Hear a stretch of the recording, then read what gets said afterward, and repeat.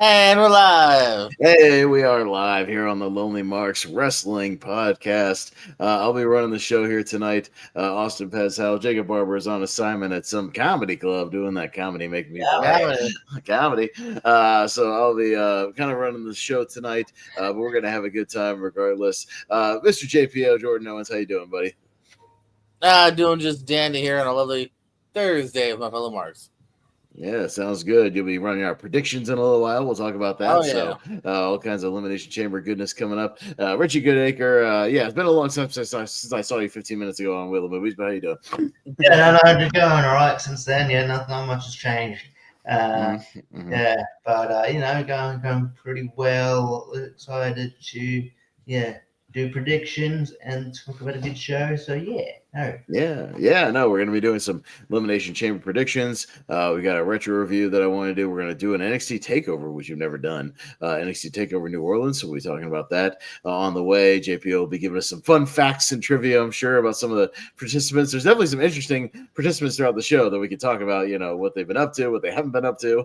All kinds of stuff in between. So I'm sure we'll have all kinds of fun facts throughout that. And it's weird. I was talking with Richie about this. Some weird parallels to now. There's always like weird parallels to what's like happening currently. So we'll talk about that as we get going along.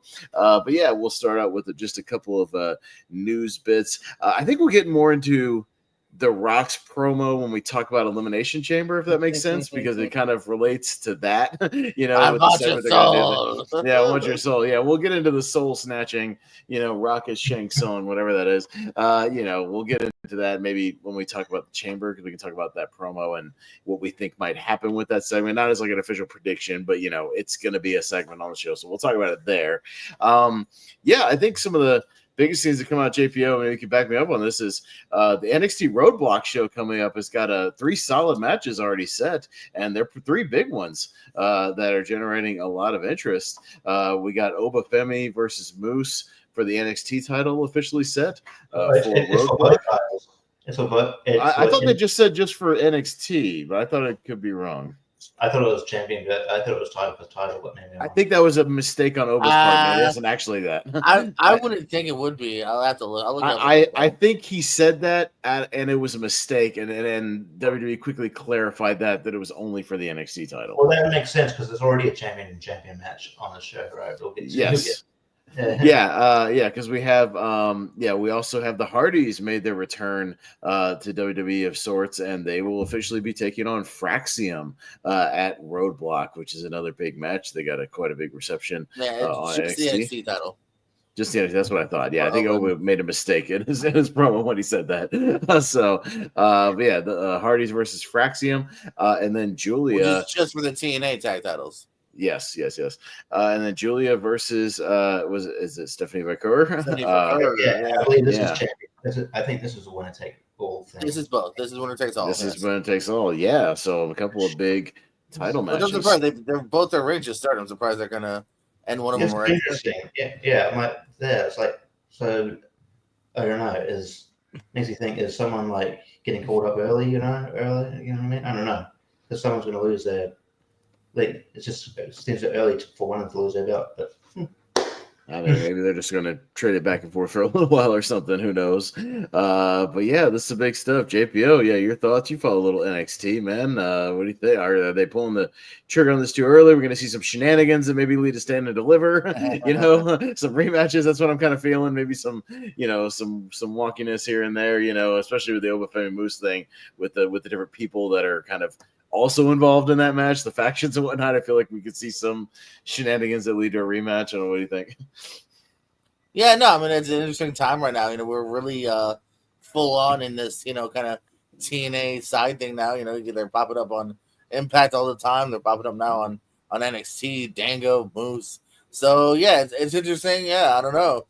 I mean, could we see Fraxium win those side titles now and appear on Impact every week for a little bit? It's a very interesting time. So, I'm just along for the ride. Yeah, no, Obafemi's been popping up on TNA pretty regularly lately. So yeah, I like the cross promotional stuff. But yeah, Richie, what do you think about all these things that have been announced here? It's shaping up to be an interesting show. Yeah, it's cool. It's really good. And it's a fun time. So is it confirmed? Is Obafemi a babyface now, or is it just babyface for this feud? Like I know because he's been like he was sort of babyface in his last feud with Austin Theory and Grayson as well. So I'm pretty sure he's been a babyface, hasn't he? I mean, Yeah, I'm a little confused. When was he a heel? What? when was he a heel? He's been feuding with no, I heels.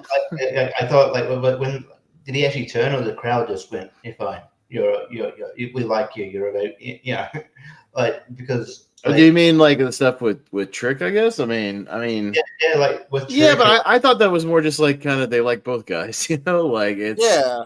it's kind of a and baby No, I baby mean kind he's of pretty thing. much just he's a badass. Like he's a nicer Braun Breaker. Like he just he plows through people, but he never really cheat to win or no, yeah, fair but yeah, no, it's shaping up to be a good show. Yeah, I think like you said in the chat, Moose and Obafemi is not something I thought I wanted, but man, I do. It's going to be good. It's some good meat, Simon.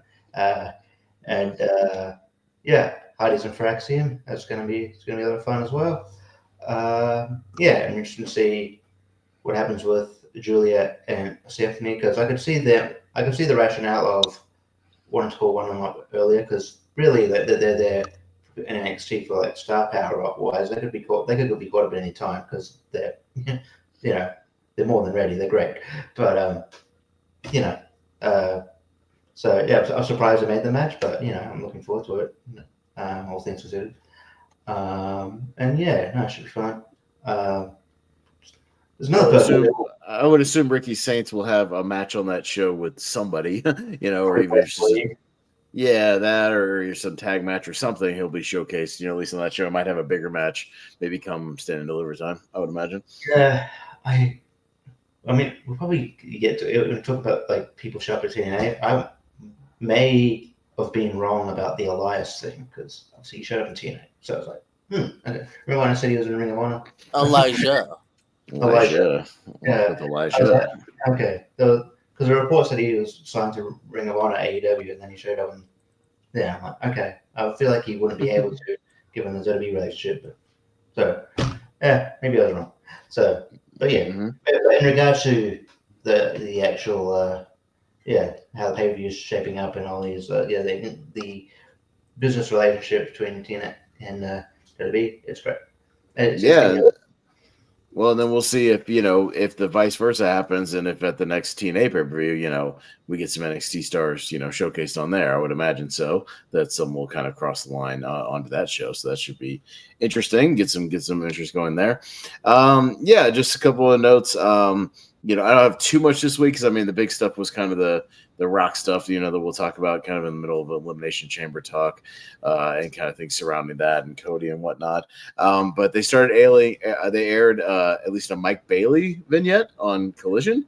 Yeah. So he is coming in looks like he is. Yeah, his debut should be pretty imminent here. In the next couple weeks, I would imagine. I don't know about you guys. I wouldn't throw him in like the top of the tier right away. Obviously, get him into it, but I could see him getting in sort of the TNT or international title picture, and of it working around that upper mid card, getting him showcased. And there's a lot of good workers, he could work with around there. But JPO, Mike Bailey is imminently incoming. It looks like a little speedball.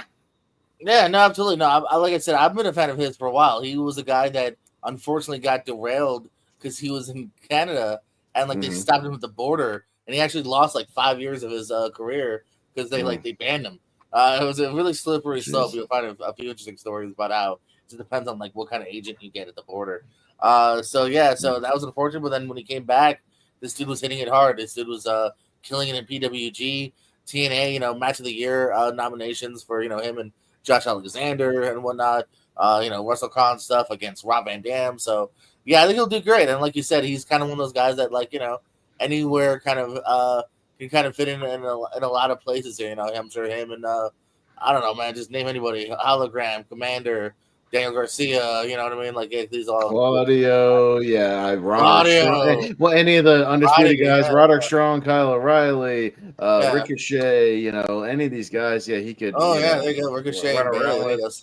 Yeah, no, I I would mean, buy any of that these. for $1. Obviously, they'll hook him and Osprey up at some point. I wouldn't pull the trigger on that immediately, but they had a hell of a match in TNA that I just rewatched. I was at the gym not too long ago. That match is awesome. it's available for free. That match is dope. I'm sure they'll build up to that eventually. But yeah, lots of great talent he could get in the ring with and be pretty fresh. But yeah, Richie, Speedball. Yeah, I always I thought he was the one of the best in TNA. I'm surprised. I thought maybe there was at one point I thought, you know what, like maybe they could probably, it's TNA. I could see them maybe putting the strap on him, but but like, I know they didn't, but I could see it, but like yeah, no, he's great. I think he's fantastic. Just always a highlight. Always highlight to watch. I think he'll only be an asset. At WrestleMania weekend, he's always the busiest dude. So he was the busiest dude last year. Remember, we were looking at the schedule, just being like, sometimes he was working like 3 times in one night. He'd be like, on like a late afternoon show, and then it looked like he'd, go to another show and work another match, and then work a 10 o'clock match. The dude was like everywhere. Just hopping all over. But I mean, good for him. He was in demand. I'm sure made some good paydays throughout the weekend. But yeah, I'm hoping he's getting a good deal here. Oh my God. Yeah.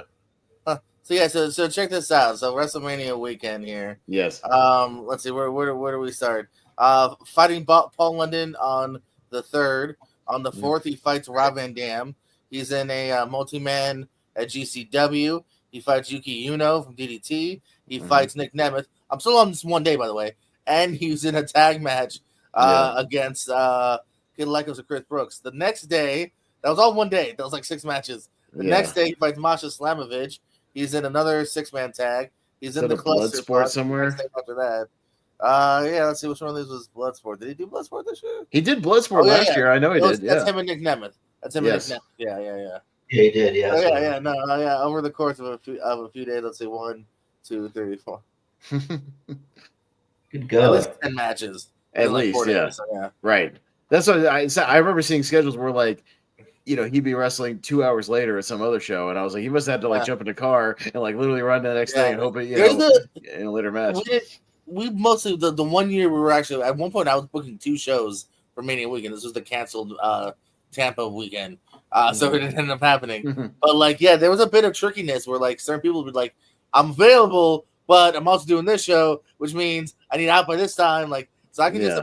The different people. So it had to be like, I got to work like the opener on this show so I can get to like the mid card on the next show. Or give me the finale, know what I mean, for the other one. Yeah, exactly. So, and I think that was the case. Is like he was in the main event on one, and then he was like in the mid card on another, and the opener on another. He was like hopping all over the place. And I know too, like some people ended up getting like I had a good friend of mine who I was supposed to be debuting in TNA in the Ultimate X match, but MLW ran late and he didn't get the chance to make it. And might have lost out on a TNA contract because of that. Damn, man. Because the places that if you've got one thing one's late, and you're contracted to it. So was that the one? Lots of iffy things that happen. Is that thing? I think Andrew Everett might have taken it. Is that when Andrew Everett maybe took his place? I don't know. I can't remember. But there was one where someone. Maybe sure. I don't remember who took his place, but that tracks. I think. Yeah, but yeah. That sounds exhausting. I remember one weekend it was maybe it was on TV where maybe it was an AEW thing. But the Good Brothers were on a TNA show, but then the day before I saw them on it. Was it AEW or something? It was weird. It was like this, or that they were said to have. No, it was the Briscoes. It was the Briscoes. They were on a TNA show, and then they were on the Ring of Honor show. They were on the Ring of Honor show maybe a few hours later. So it's just or maybe vice versa. But yeah, so that was fun. But yeah, it's kind of fun. I think that's interesting when these things happen. Yeah, one other news thing I have, and then JP, if you've got any news notes, I'll throw it to you. But Brock Steiner has been in the news tonight. Literally, that's his name. Scott Steiner's kid, Brock Steiner. Oh. Who, yeah, he has a kid, Brock Reichsteiner, whatever his real name is, but he's essentially Brock Steiner. Literally, like a weird name, but Brock, but he's playing college football right now in Alabama. But he has already said he is interested in wrestling once his college football career is done with. He's not going to pursue NFL. He wants to pursue wrestling. And Triple H has already reached out to him. They have some kind of program, like an NIL program or something, that recruits like college athletes, whatnot. Yeah. But I did pull up a split screen picture that somebody's uploading. This is a real picture of him on the bottom. That is Brock Steiner. And he's about 6'3", 225, 230. I think he's a wide receiver at the moment or something like that. But yeah, he's a big boy. He's got that kind of blocky face that was uploaded. He is getting jacked, obviously. But he has talked about how obviously Braun Breaker, Rick Steiner's kid, is doing very well, and that he's interested in getting in the ring and maybe starting to train. And boy, could we see like a mini Steiner bloodline thing, a new Steiner brothers, kind of thing eventually. I mean, Braun Breaker's only 27. He's still relatively young. I mean, he's got a long career ahead of him, God willing. And this kid is like 21 years old or something like that. But yeah, I could literally see like down the line, a couple of years, a new Steiner brothers thing, if you could believe it. It could be interesting for Richie. What do you think, man? This kid is he's looking good. Yeah. I hope that you see I need them to team up. That'd be so good. And then if he can you imagine if they could both run the ropes as fast as like Braun Break? Yeah. I just imagine just the visual of that. Like, oh shit. I need to see that. See them be beatful. So yeah, I'd love to see Braun Breaker and Brock Breaker. Right. Them versus the War Raiders would be fucking great. You know what I mean? Like I would totally see that. So that'd be awesome. I know he's been on radar for a bit, but it's cool. Chip off the old block, but hopefully he succeeds. But that NIL kind of program's been going for a while. I think to various degrees of success. I think they got Bianca Belair from that because she had a basketball thing, right, or something, gymnastics or a basketball background or something. Yeah. I don't know if she was technically an NIL. I think she's kind of like an early version of that. I don't know if they were labeled that yet though. Yeah. I think so. I don't know. I can't remember. JPO, were you aware of baby Scott Steiner here? No, man. No, I mean, there's people be popping out kids all the time. You see photos of like Brock Lesnar's daughter and Scott Steiner's son now. So I mean, if that's truly in his blood, it's in his blood definitely, but if it's in his wants as well, hey man, like I said, it kind of writes itself. If he's able to get good and get called up, him and Braun maybe teaming, maybe feuding, who knows? That's kind of cool. We'll see. That's not meant for everybody, but he definitely has at least the physical part of it. So no, it definitely has to be one of those things where he takes to it. Sometimes these guys get into it and it just doesn't take. We saw that with like Gable Steveson. I mean, guys are there that and we've seen it with many work, second geners too.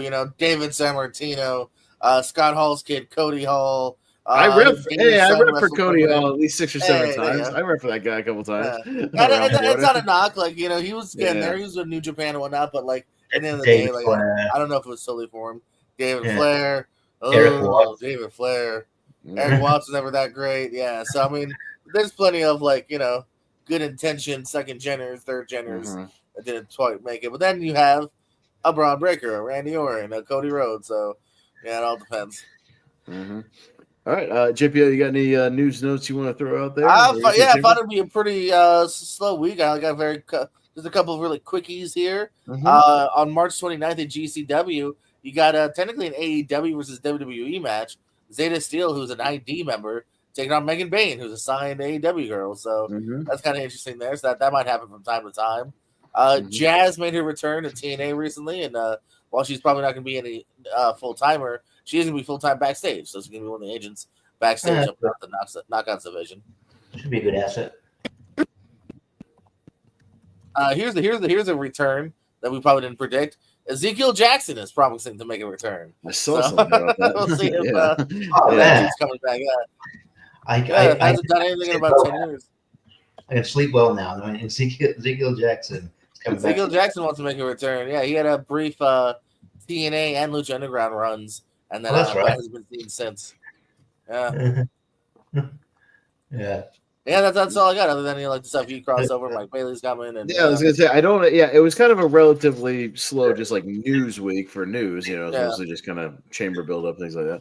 Yeah. The only thing I've got is I won't go into full on, but I'll tell you one TNA guy that's not going to be used to WWE anytime soon. Ryan Nemeth. Oh, I didn't look into the lawsuit or what it was, but yeah, if you know what it was, it's such the dumbest lawsuit.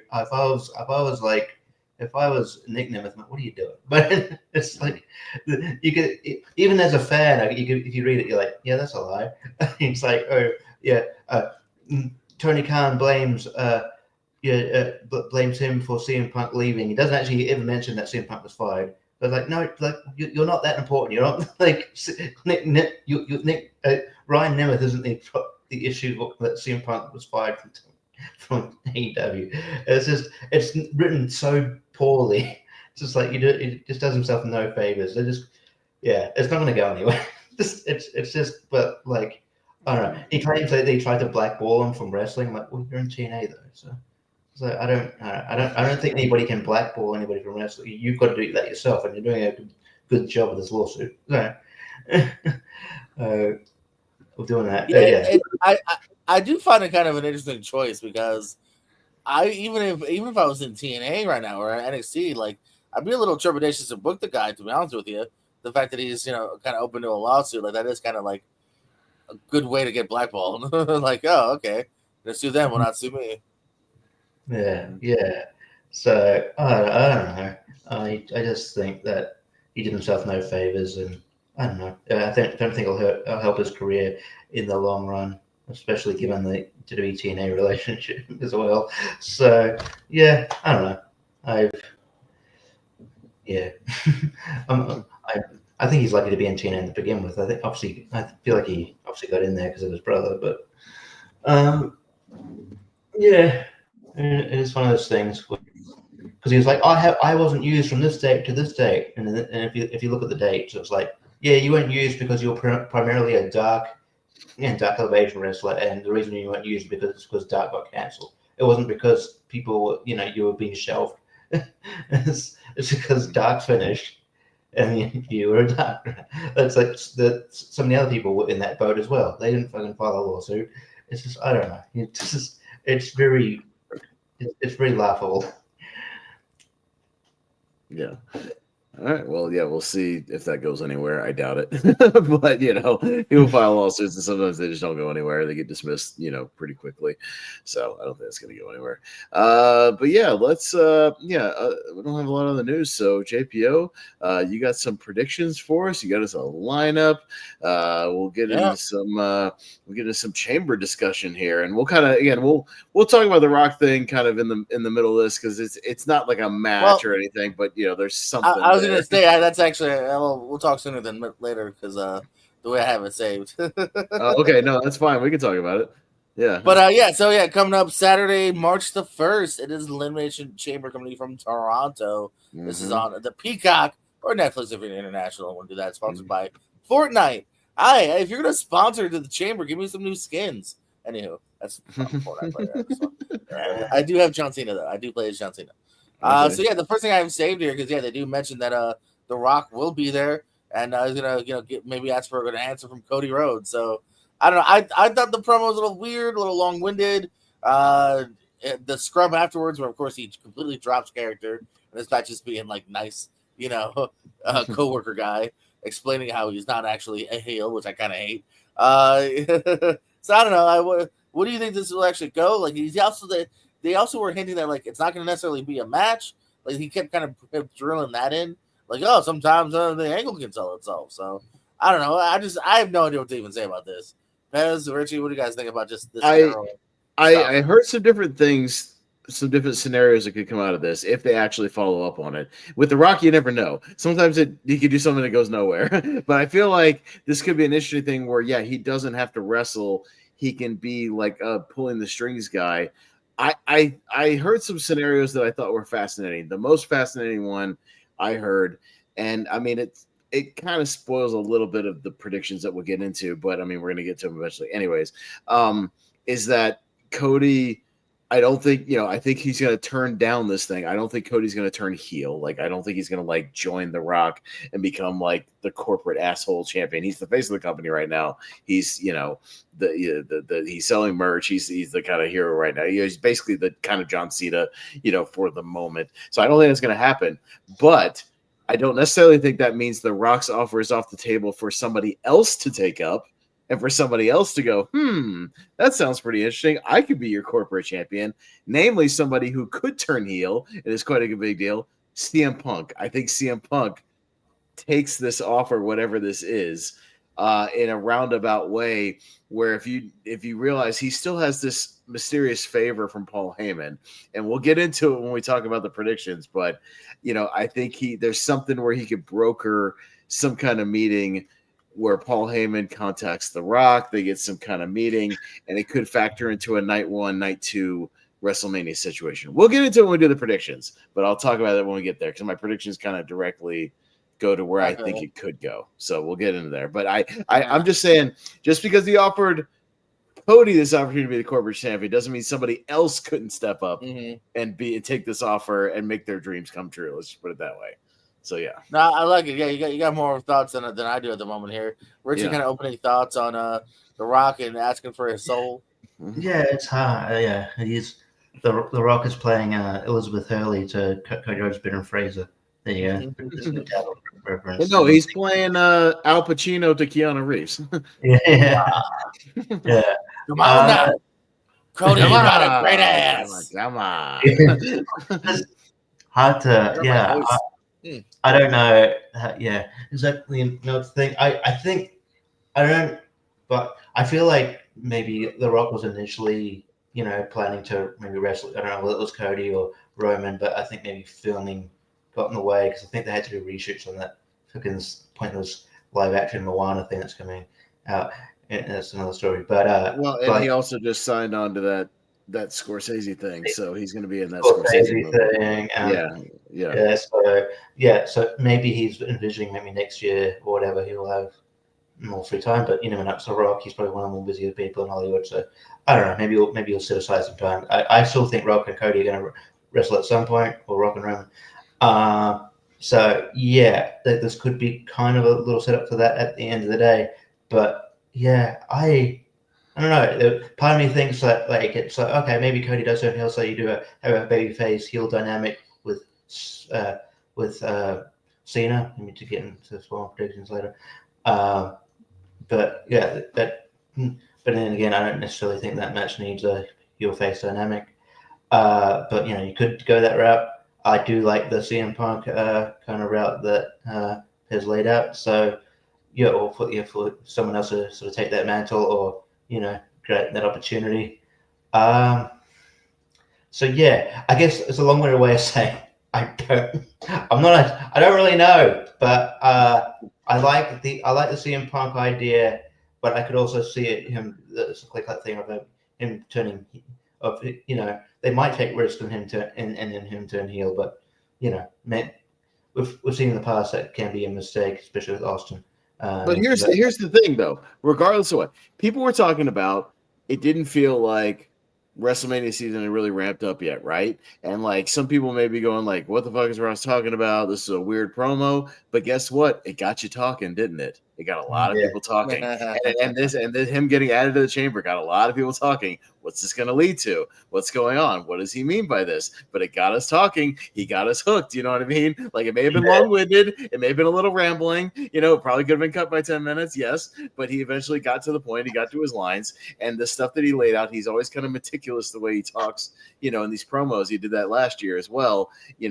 He gets you talking, he gets you interested, and I think it's laid out again a couple of routes that could be taken here that I think are fascinating because we still don't know the fucking card for WrestleMania. We're still being on the hook. Like, we have no idea. Like Vince Well, McMahon back in the day, like 2 months out what basically your primary matches were going to be, and like we still don't really know what the hell the main card is going to be. Like, we have no idea where some of these pieces are getting put, even with people like Punk and Drew and Roman and Jacob Fatu, all these guys. Like, we have no idea. So like, it's going to be a fascinating couple of weeks leading up to WrestleMania, where I think things are going to happen every week that are going to be interesting. So I think it's going to really ramp up here.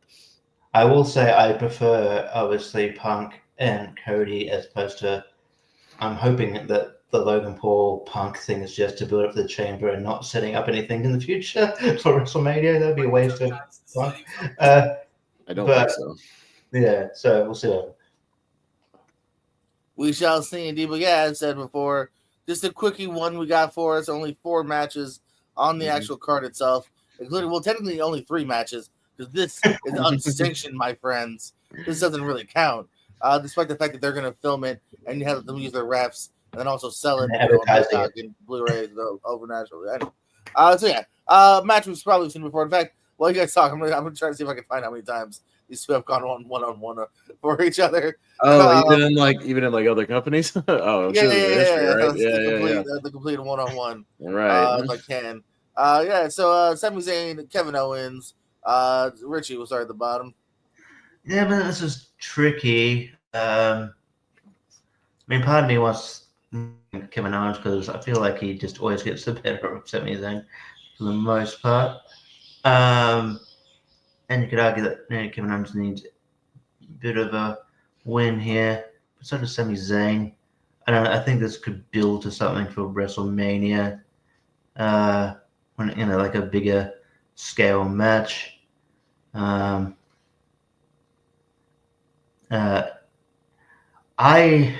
It's tough.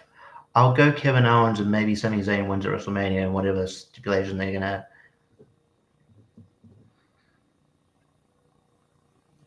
Yeah, this one is kind of interesting because it is unsanctioned, which makes me think like it's gonna be pretty out there. Like, you know what I mean? Like, it's not gonna be if this was just one-on-one, I go, okay, maybe Zayn gets a roll up, maybe Kevin gets a roll up, and we lead to the unsanctioned match next time. So I almost want to think like this is the blow off.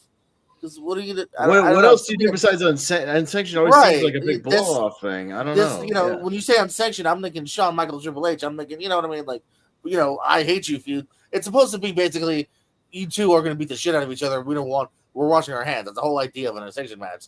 So yeah, I'm very trepidatious of that because like you said, I kind of thought originally they were just going to wait till Mania and milk this, but we're getting it now. At least this first version, if not the only version. So yeah, just because I think it's been even longer, I'm going to also agree with Kevin Owens just because, Zayn did have a nice IC title run. Owens constantly lost all his world title matches here. And I think to really establish kind of this newer, real straight feels version of Owens, let him get a nice bloody win, maybe, So I don't know. I'm leaning towards Owens. Pez?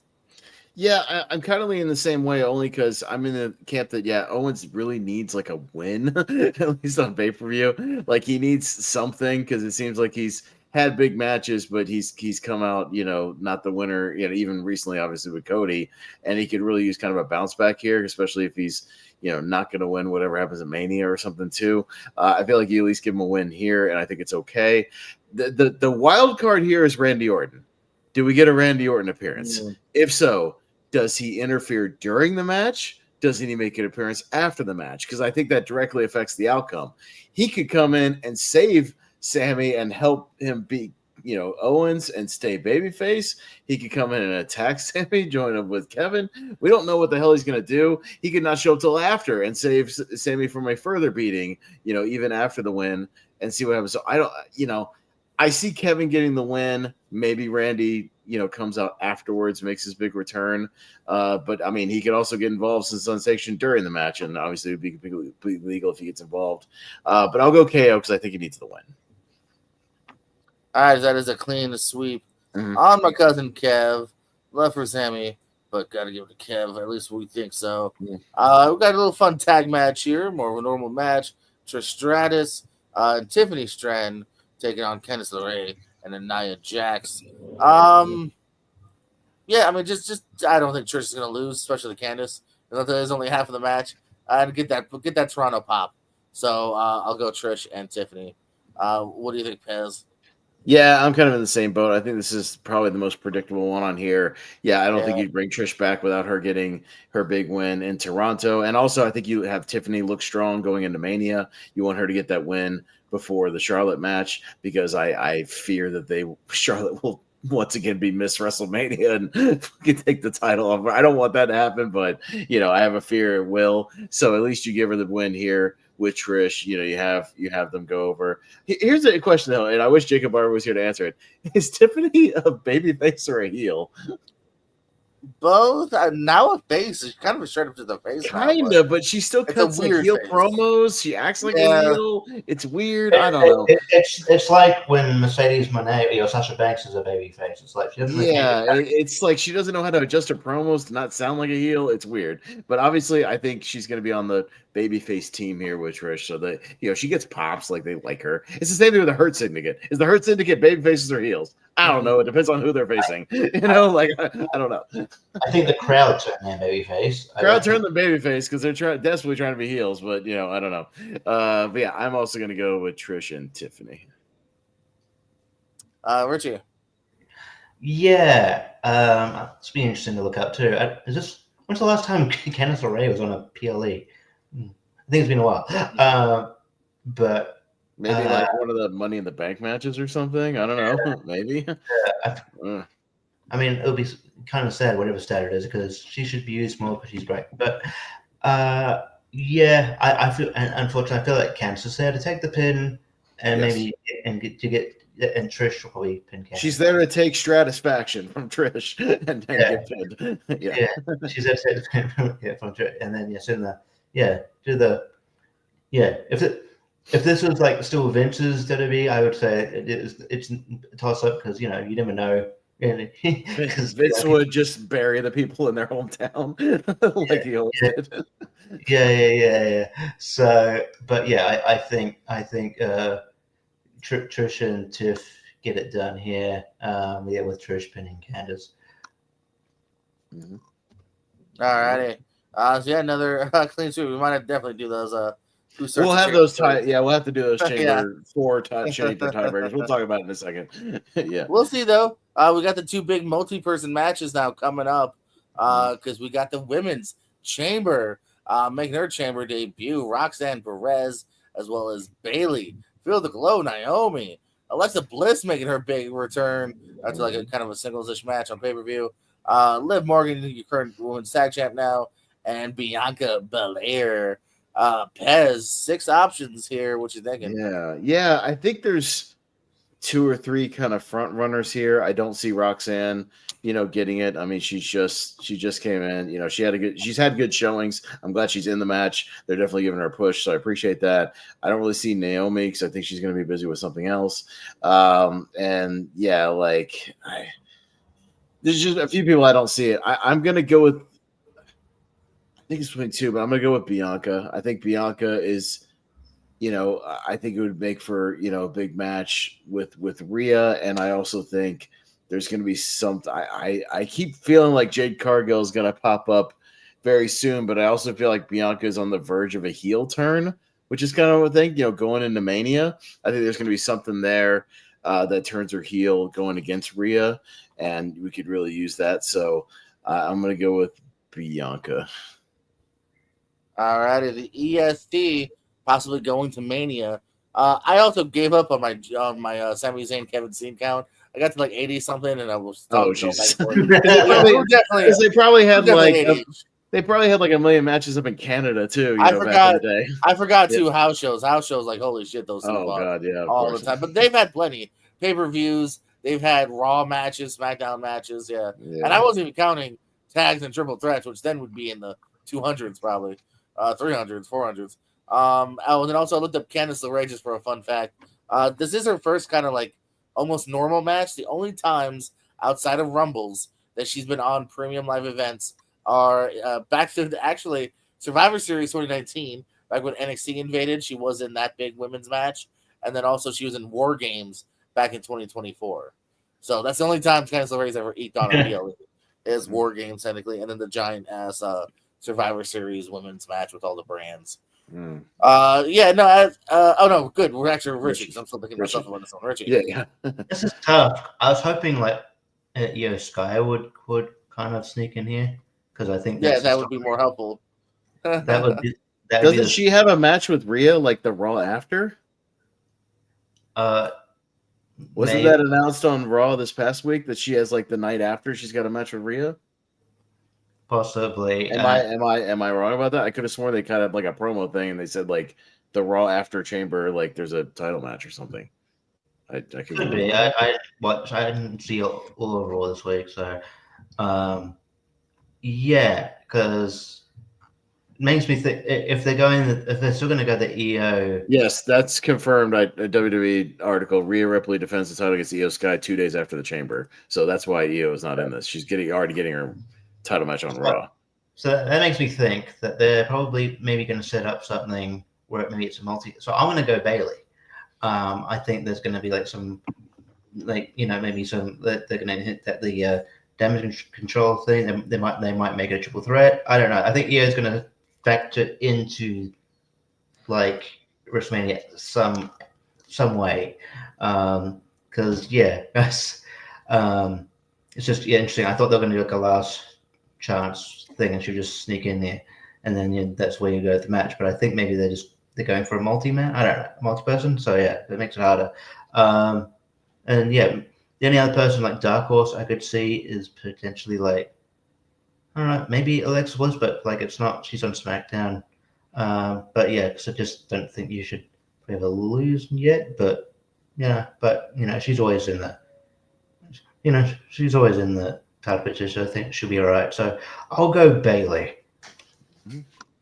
Yeah, no, this one actually in a good way is kind of hard to judge. I don't, I think Liv's gonna just go and do the tag thing here for a minute. I don't necessarily see Alexa at Mania right now. I think it's just because she's honestly just because of star power, and I think the fact that they really like her. I'm gonna probably go with Pat and just say I'm leaning towards Bianca personally. I just think she's kind of has that. It's Mania. Let's figure something out for her. Although even then, I could see her fighting Naomi because we're still figuring out the Jade thing still, supposedly. So I don't know. This one's kind of interesting to see where they might go. So, but who'd you get the vote for, Richie? Bailey.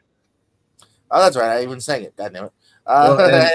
And before you scroll off of this, we got to do one other prediction thing. So these are kind of our extra points. This is what we did last year. We're going to predict the first two people that will start out the Elimination Chamber. So you'll get a point for each person you get correct, if you get any correct. I think we had last year we had something where like none of us got it correct or something like that. But it was one of those things. But still, it's potentially kind of a gamble. But so JP, why don't you just go for it? Who do you think are starting the match? I'll start with Roxanne Perez. I think we kind of give the new girl time to shine. You know what I mean? And then I'll say because she's kind of a heel, give her a nice face. I'll say Bailey. I say Roxanne and Bailey start this thing off. Fuck, you took exactly who I was going to say. Yeah, it makes sense on paper. I know. I'll definitely go Roxanne because I think it'll be like similar to the Rumble where they'll give her like kind of a marathon sort of thing before she gets eliminated. Nice showcase. But just to be different, I'll say Naomi. Why not? She could. I also and guess what? If we had flipped roles, I would have done the same.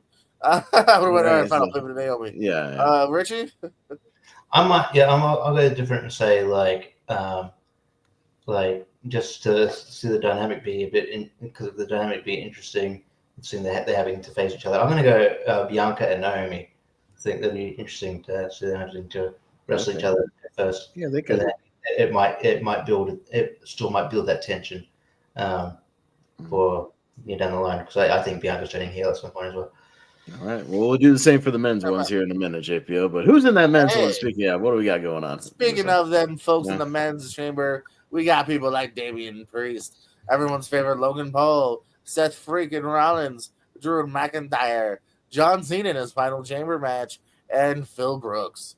What you thinking, Richie? John Cena, the only one not too self-conscious to take his shirt off, apparently. Priest has a nice little zipped up jacket. Oh yeah. Yeah. I'll do it this way. I'm gonna discount Damien Priest. I'm sorry, Damien Priest. I like you, but yeah. I don't think it's your time. The other ones I can see it going either way. Logan Paul I could probably discount actually. Um,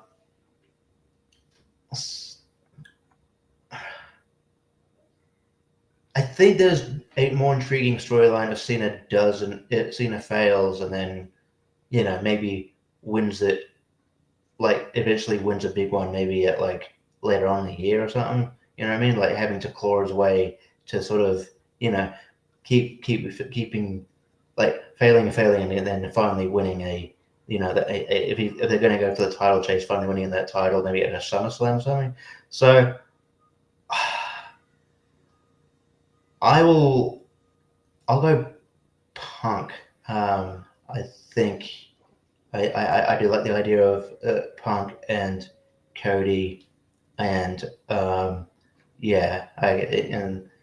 certainly I know they're trying. I think they're moving away from they're going to do Cody, Seth. I mean they're going to do Punk, Seth, and Roman, but I think they might be moving away from that a bit due to Backlash, and maybe it could just be Seth and Roman. So I'm not sure. So I think maybe. But I think there's intrigue in there with Punk and Cody, so I'll go Punk. Yeah, I think the main two that I'm flip-flopping between are Cena and Punk here. Similar to maybe that I was thinking of the Rumble. We were wrong. I was wrong then. I think just because it's a more interesting match, I'm going to agree with CM Punk. I think I've always thought Cena and Cody was a weird match to sell. I kind of like that also too. I like what Pez kind of was alluding to before. Maybe throwing some little hints at Punk's willing to do whatever he needs to do to get on top, and I think that's also possibly just a better match too. So I'm going to say Phil Brooks as well. Pez. All right, so now it's time to lay out the storyline and why I'm going with what I'm going with. So now that I'm last, now I can do that. All right. John Cena wins the Elimination Chamber. So CM Punk once again is at his wit's end. He's been wanting to main event WrestleMania. That's his dream, right? That's what he's been fighting for. I have to main event WrestleMania. Well, this is his last chance, essentially, right before Mania. He's got to win this match. He doesn't win. Cena does what he says he's going to do. He gets his shot. He wins the Elimination Chamber. He thinks he's going to WrestleMania. Punk, because he has no other options and he is at his wit's end, he talks to Paul Heyman. It's time to cash in this little favor. And his favor is you get me a meeting with The Rock. After Cody has turned down this offer, he has decided that, and he's got a history with The Rock. Well, if you can't beat him, join him. And so, better to be the right hand of the devil than in his path. And he gets an opportunity, and Rock uses his TKO influence, being the final boss that he is, and being able to do whatever the fuck he wants. He asks not necessarily to jump right to Cody, but says, I'll compromise. You give me the chamber comes down to Cena and Punk. It comes down to those two. We go back and forth. He says, you give me Cena one more time. Night 1 of WrestleMania. John Cena versus CM Punk, essentially on night 1, as they've been doing lately. Something on night 1 influences night 2. I think that's the way you go with these 2-night things, just like they did last year, where night 1 directly influenced night 2. So he gets his final chance to get in. John Cena versus CM Punk on night 1. Punk wins night 1, screws over Cena again. So Cena does not get his title opportunity. He has to go find another way. We stretch out the run. Punk gets his opportunity with Cody, night 2. Main events WrestleMania, night 2. Rock helps him win the title. CM Punk is your corporate champion emerging from WrestleMania. Cody, depressed, goes into hiding for a little while, only to come back later and start his run up again. So John Cena wins the Elimination Chamber, but CM Punk cashes in his favor afterwards, and we get an interesting night 1 and night 2. That's my storyline. Then I'm sticking to it. Hopefully they go with something like that. Can you book the show? What? Can you book the show? Because that sounds great. Sounds great, right? Yeah. And again, I like this thing of like, last year, it was night one. Like, it was like we didn't know what night two's main event was going to be, if it was going to be bloodline rules or not bloodline, this whole thing. I think it would make more intrigue. You still get John Cena in a prominent match. And also, night one, you could have that match be like in the middle of the card. CM Punk wins that. You still have Gunther and Jey Uso main event night one. So Jey Uso still technically main events WrestleMania. You end night one on a high note. Jey Uso gets his win over Gunther. You end the show like that, and Punk gets his opportunity to truly main event WrestleMania on night two, gets his moment, he wins the title, and we get a sort of a Vince Austin WrestleMania 17 kind of situation. I think we could run that back, and it'd be pretty interesting. And CM Punk turning heel, which he's a great heel, and it wouldn't be the first time, JPO. He was a corporate champion. Remember Ring of Honor, the Summer Punk, where he was going to turn the title over to Vince McMahon, signed his contract on the title. He is not opposed to being a corporate sellout. He's done it before. Remember what he said in his promos when he first came into WWE, this return. He said, "I'm not here to make friends. I'm here to make money." He also told Cody, "I will not stab you in the back. I'll stab you right in the front." He's not opposed to doing shit like this. He could do it. It fits the character, and he works as a heel, and I think it works. So I don't know. I hope they go with it. And of course, it could just be fucking Cody turns out The Rock, so The Rock just says, "I'll be the corporate champion," and faces Cody WrestleMania. And it goes all, who the fuck knows? I don't know. You know what I mean? Like, it could go any number of ways. Rock inserts himself into the fucking chamber. I don't know. Like, it could go, they could totally shit on that and go a whole other way. I don't know. But I just think that's the most intriguing, and I think it works. So that's what I'm going with. Nah, I mean, no matter what it looks like, we're thinking at least Cena / Punk / also Punk, but that's what we're thinking for Chamber. Those are your 4 matches announced right now. And then we gotta do the 2. We gotta do the 2 to start. Oh, there we go. Yeah. So I don't know. What do you want to start, Richie this time or whoever? Yeah, go ahead. Yeah, you or Richie, whoever. Yeah, go ahead, Richie. Just because we've been trading buzz back and forth, and I think that it will be interesting. I'm gonna go Punk and Logan Paul. Okay. All right, JPO. I'm gonna say Logan Paul and John Cena. Make the marathon, make Cena actually really run the gamut this time. But probably not. Cena probably come out last. I'm going to go with that Cena has to run the marathon too. I'm going to say he's either 1 or 2, and he runs the marathon here. I'm going to say Logan usually hangs out in the chamber for a little while and does shenanigans, stupid shit like he did last year. So I think he'll hang around. I'll say Cena and Drew. I think that could be interesting. And so Drew Stern. Yeah. So let's say Drew. Man, regardless, so I'm looking forward to the show. This whole show has again, crazy implications for, a lot of the matches that will directly influence WrestleMania. Obviously, there could be some interesting storylines coming out of it. The Rock segment intrigues me as to what's going to happen there. Yeah, could we get an Orton, return? I think it's going to be a really interesting show that a lot of people are going to be tuning into, and we'll have a clearer picture maybe of WrestleMania kind of coming out of it. We could see, and especially the weeks after. So, yeah, I like it. Absolutely. All right, well, there we go. So that is the Elimination Chamber. Excellent. All right, so we've got that in the books. But yeah, let's now that we've got that in the books and we're all looking forward to that, let's take a trip back in the time machine, shall we? Because we are going to talk about NXT Takeover New Orleans. So let me get a little ticker going here for that. I forgot to put tickers down at the bottom. My apologies for that. That was my bad. But yeah, NXT Takeover New Orleans. I've been doing these retro reviews, but I realized we've never done anything like NXT related. We've never done one of these takeovers, kind of the prime era black and gold, NXT when it was hot.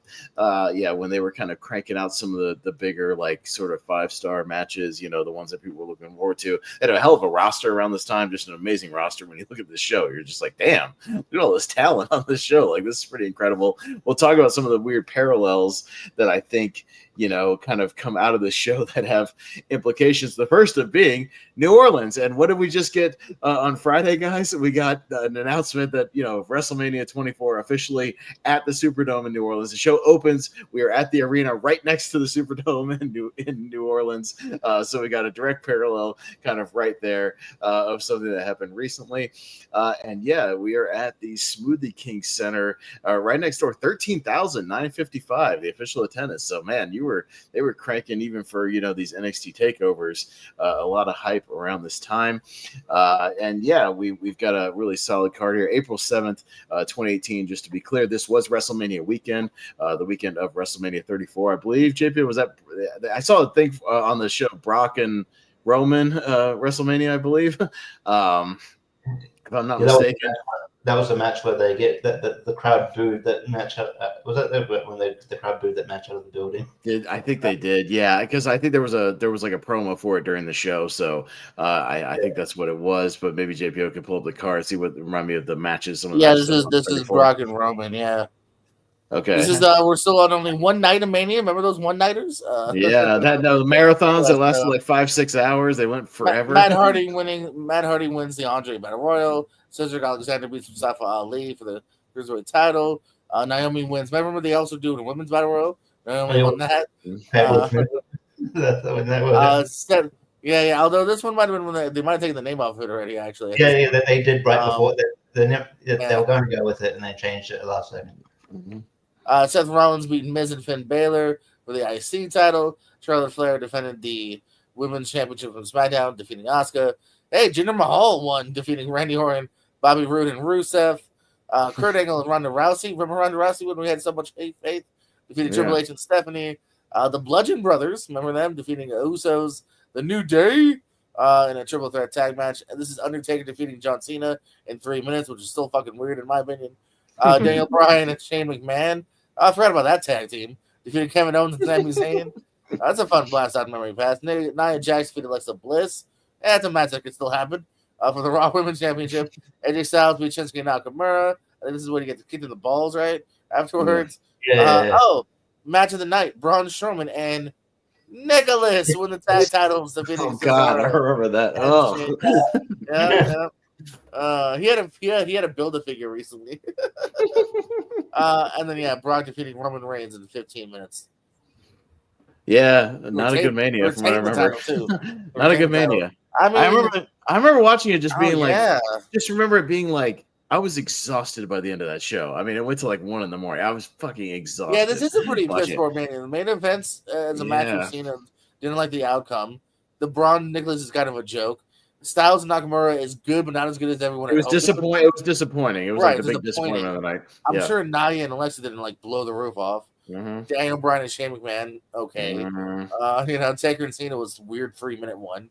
It just seems like a big disappointment of a Mania. They teased the whole show.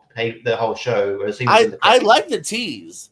I like that they had him in the audience, and like all of a sudden you just see like someone talk to him, and he's like, "What? Okay," and he runs, and then they have a really short nothing match, which I think even Taker has been like, that's what Vince wanted. So. Taker has been like, I could have gone longer. I don't know what the fuck happened. Yeah. Well, so. Yeah, and they teased that they talked about that Kurt Angle Ronda Rousey thing because I think she was in the front row. That was like her debut. She was in the front row for this show because during the Shayna Baszler match they kind of talked about that her match. And, one of the other. It still remains her best match on in WWE. That match is one of the great matches on the show. So here for your show tonight, your commentary crew for this evening is Mauro Ranallo, who I miss terribly. I love Mauro, and he's great. Nigel McGuinness, and we could have left it there, but we had to have Percy Watson on the show, who added fucking nothing to the commentary tonight. He literally even repeated stuff that like Nigel had already said. Like Nigel would say something, and he would just repeat it like 2 minutes later. She's like, "What are we doing? You're irrelevant." But I could have just done with Mauro and Nigel. That would have been great. But we had to have Percy Watson. Was that period? And then fun little tidbit that a debuting Pat McAfee was on the pre-show for the evening with Sam Roberts. Roberts. Oh, So sorry. the newly signed Pat McAfee. So there you go. We opened with the band Cane Hill opening the show. I like with a that. song. I'm a No, fan. it was a good little song. It was a long song, but it was a good song. It was pretty good. Yeah, good way to open the show. Decent little thing. Yeah, we open up, and we're going to open up hot because we have JPO, the very inaugural North American Championship ladder match, our very first one. We're going to crown a first North American Championship. Obviously, that title is still very much in play now.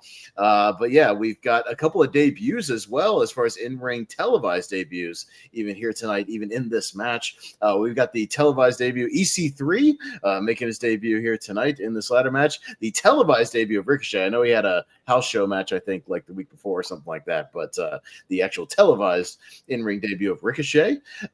We've also got Killian Dane, Lars Sullivan, Velveteen Dream, and Adam Cole, baby, squaring off in a six-way ladder match, like I said, for this inaugural North American Championship. So got some hell of a talent, in this match, and a good thing. We got This Is Awesome chant before the match even starts. I think just for the talent in the ring, obviously, because that's very hyped to see Ricochet and EC3 and some of these guys, just all kind of even squaring off in the ring. We get kind of this nice just stare downs, taking the moment to do that. EC3 is jacked to the gills. He is shredded beyond belief in this match. He's got a lot of back knee too. So he is so on the gas. Like he is so gassed up. I refed a match with EC3 in Jacksonville for USWA a few years later after he'd been released, and let's just say he was not as big. So I'll just put it that way when I was in the ring with him. But yeah, everybody attacks kind of Ricochet to start out because he's the guy they want to ground very quickly. We get kind of a tease of a Haas fight with Killian Dane and Lars facing off. Crowds wants to see that, but we don't get it quite yet. They get broken up. There's a brawl on the outside, and out of nowhere, these guys are brawling on the outside just to kick off the match. Ricochet leaps to the top rope, hits a shooting star press to the outside. That was awesome. Got the crowd going very, very fast here. But yeah, Dream and Ricochet make their way to the inside. They do some kind of gymnastics moves. There's a lot of like Ricochet stuff he did with Ospreay. He's doing the backflips into the Ranas and the back bridges and all kinds of stuff. They do a nice little sequence there. Ricochet goes for a springboard, but he gets crushed on the top rope and cut off. Adam Cole jumps in and wipes out Killian Dane and Dream and starts to take over. He tries to climb up the ladder, but gets stopped by EC3. EC3 hits a stinger splash. Lars comes in and throws a couple of lariats. He then grabs Cole and gives him a really nice looking press power slam. He kind of pressed him and did like almost the Goldberg thing where he dropped him into the power slam. Looked really good. I'll say this straight up. Lars Sullivan was awesome in this match. They used him very, very well, and he looks great in this match. So I might agree. This is his best match maybe ever in NXT. He looks amazing here. I was never not a fan of him. I just think maybe his personality got in the way of him, but I thought he had potential. Yeah, or just maybe not have him, have long matches. He just needed to have Haas fights or, just quick things. But he looks good in here. I always like when kind of bigger Haas guys are in ladder matches. At least brings a different dynamic to it. So I always appreciate that. When Kane would be in the Money in the Bank matches, things like that. But yeah, Killian Dane comes back in and clotheslines Lars over the top rope, and then he hits a tope suicida through the ropes. Really nice there, showing his athleticism, and hits Lars. Dane then goes back in. He goes after Dream and Ricochet, but Cole comes in and hits a couple of super kicks. The four guys kind of brawl in the middle of the ring, but Lars Sullivan brings in a ladder and throws it at all five of the guys and just wipes them all out, just tosses the ladder in their faces and wipes them all out. He then uses it as a battering ram, hits one guy, hits another guy, does the spinning thing, kind of rams everybody. There's a gut first press slam that he does to Cole, or does a Dream on the ladder. That looked pretty not fun. Ricochet, Lars goes up the ladder. Ricochet tries to hit the sunset bomb off the ladder, but he can't get it. But the other four guys join in and finally get him to power bomb off the ladder. So that was a fun spot, all having to gang up on the big man. Cole starts a jaw jack with Killian Dane, but Dane just headbutts him right in the middle of the ring. You could hear him too. It was funny. He's like, "What are you doing, you idiot?" Yeah, what are you doing, you big dumb idiot, or something like that. Kane just headbutts him, so that was a fun spot. Crowd pop for that. And then Ricochet comes back in, but Dane backdrops him onto the corner ladder. That looked brutal, as it usually does. EC3 and Cole start to fight, but they decide to team up for a little bit on the bigger guys. They then use a ladder on Lars. They build a ladder bridge outside to the announce table, and they whip Killian Dane into it. Didn't look very good. It looked kind of weak. He just kind of stumbled into it. And Murray tried to say, like, "Oh my god, he could have hurt his ribs." I'm like, I don't even think it hurt. No, he just kind of like ran his shoulder into it very lightly and fell on the ground. It didn't look very good. He wasn't even feeling his ribs. He was selling his shoulder. EC3 is back in the ring. He does an EC3, baby, and Adam Cole takes very much offense to this. And he fireman carries EC3 onto a corner ladder.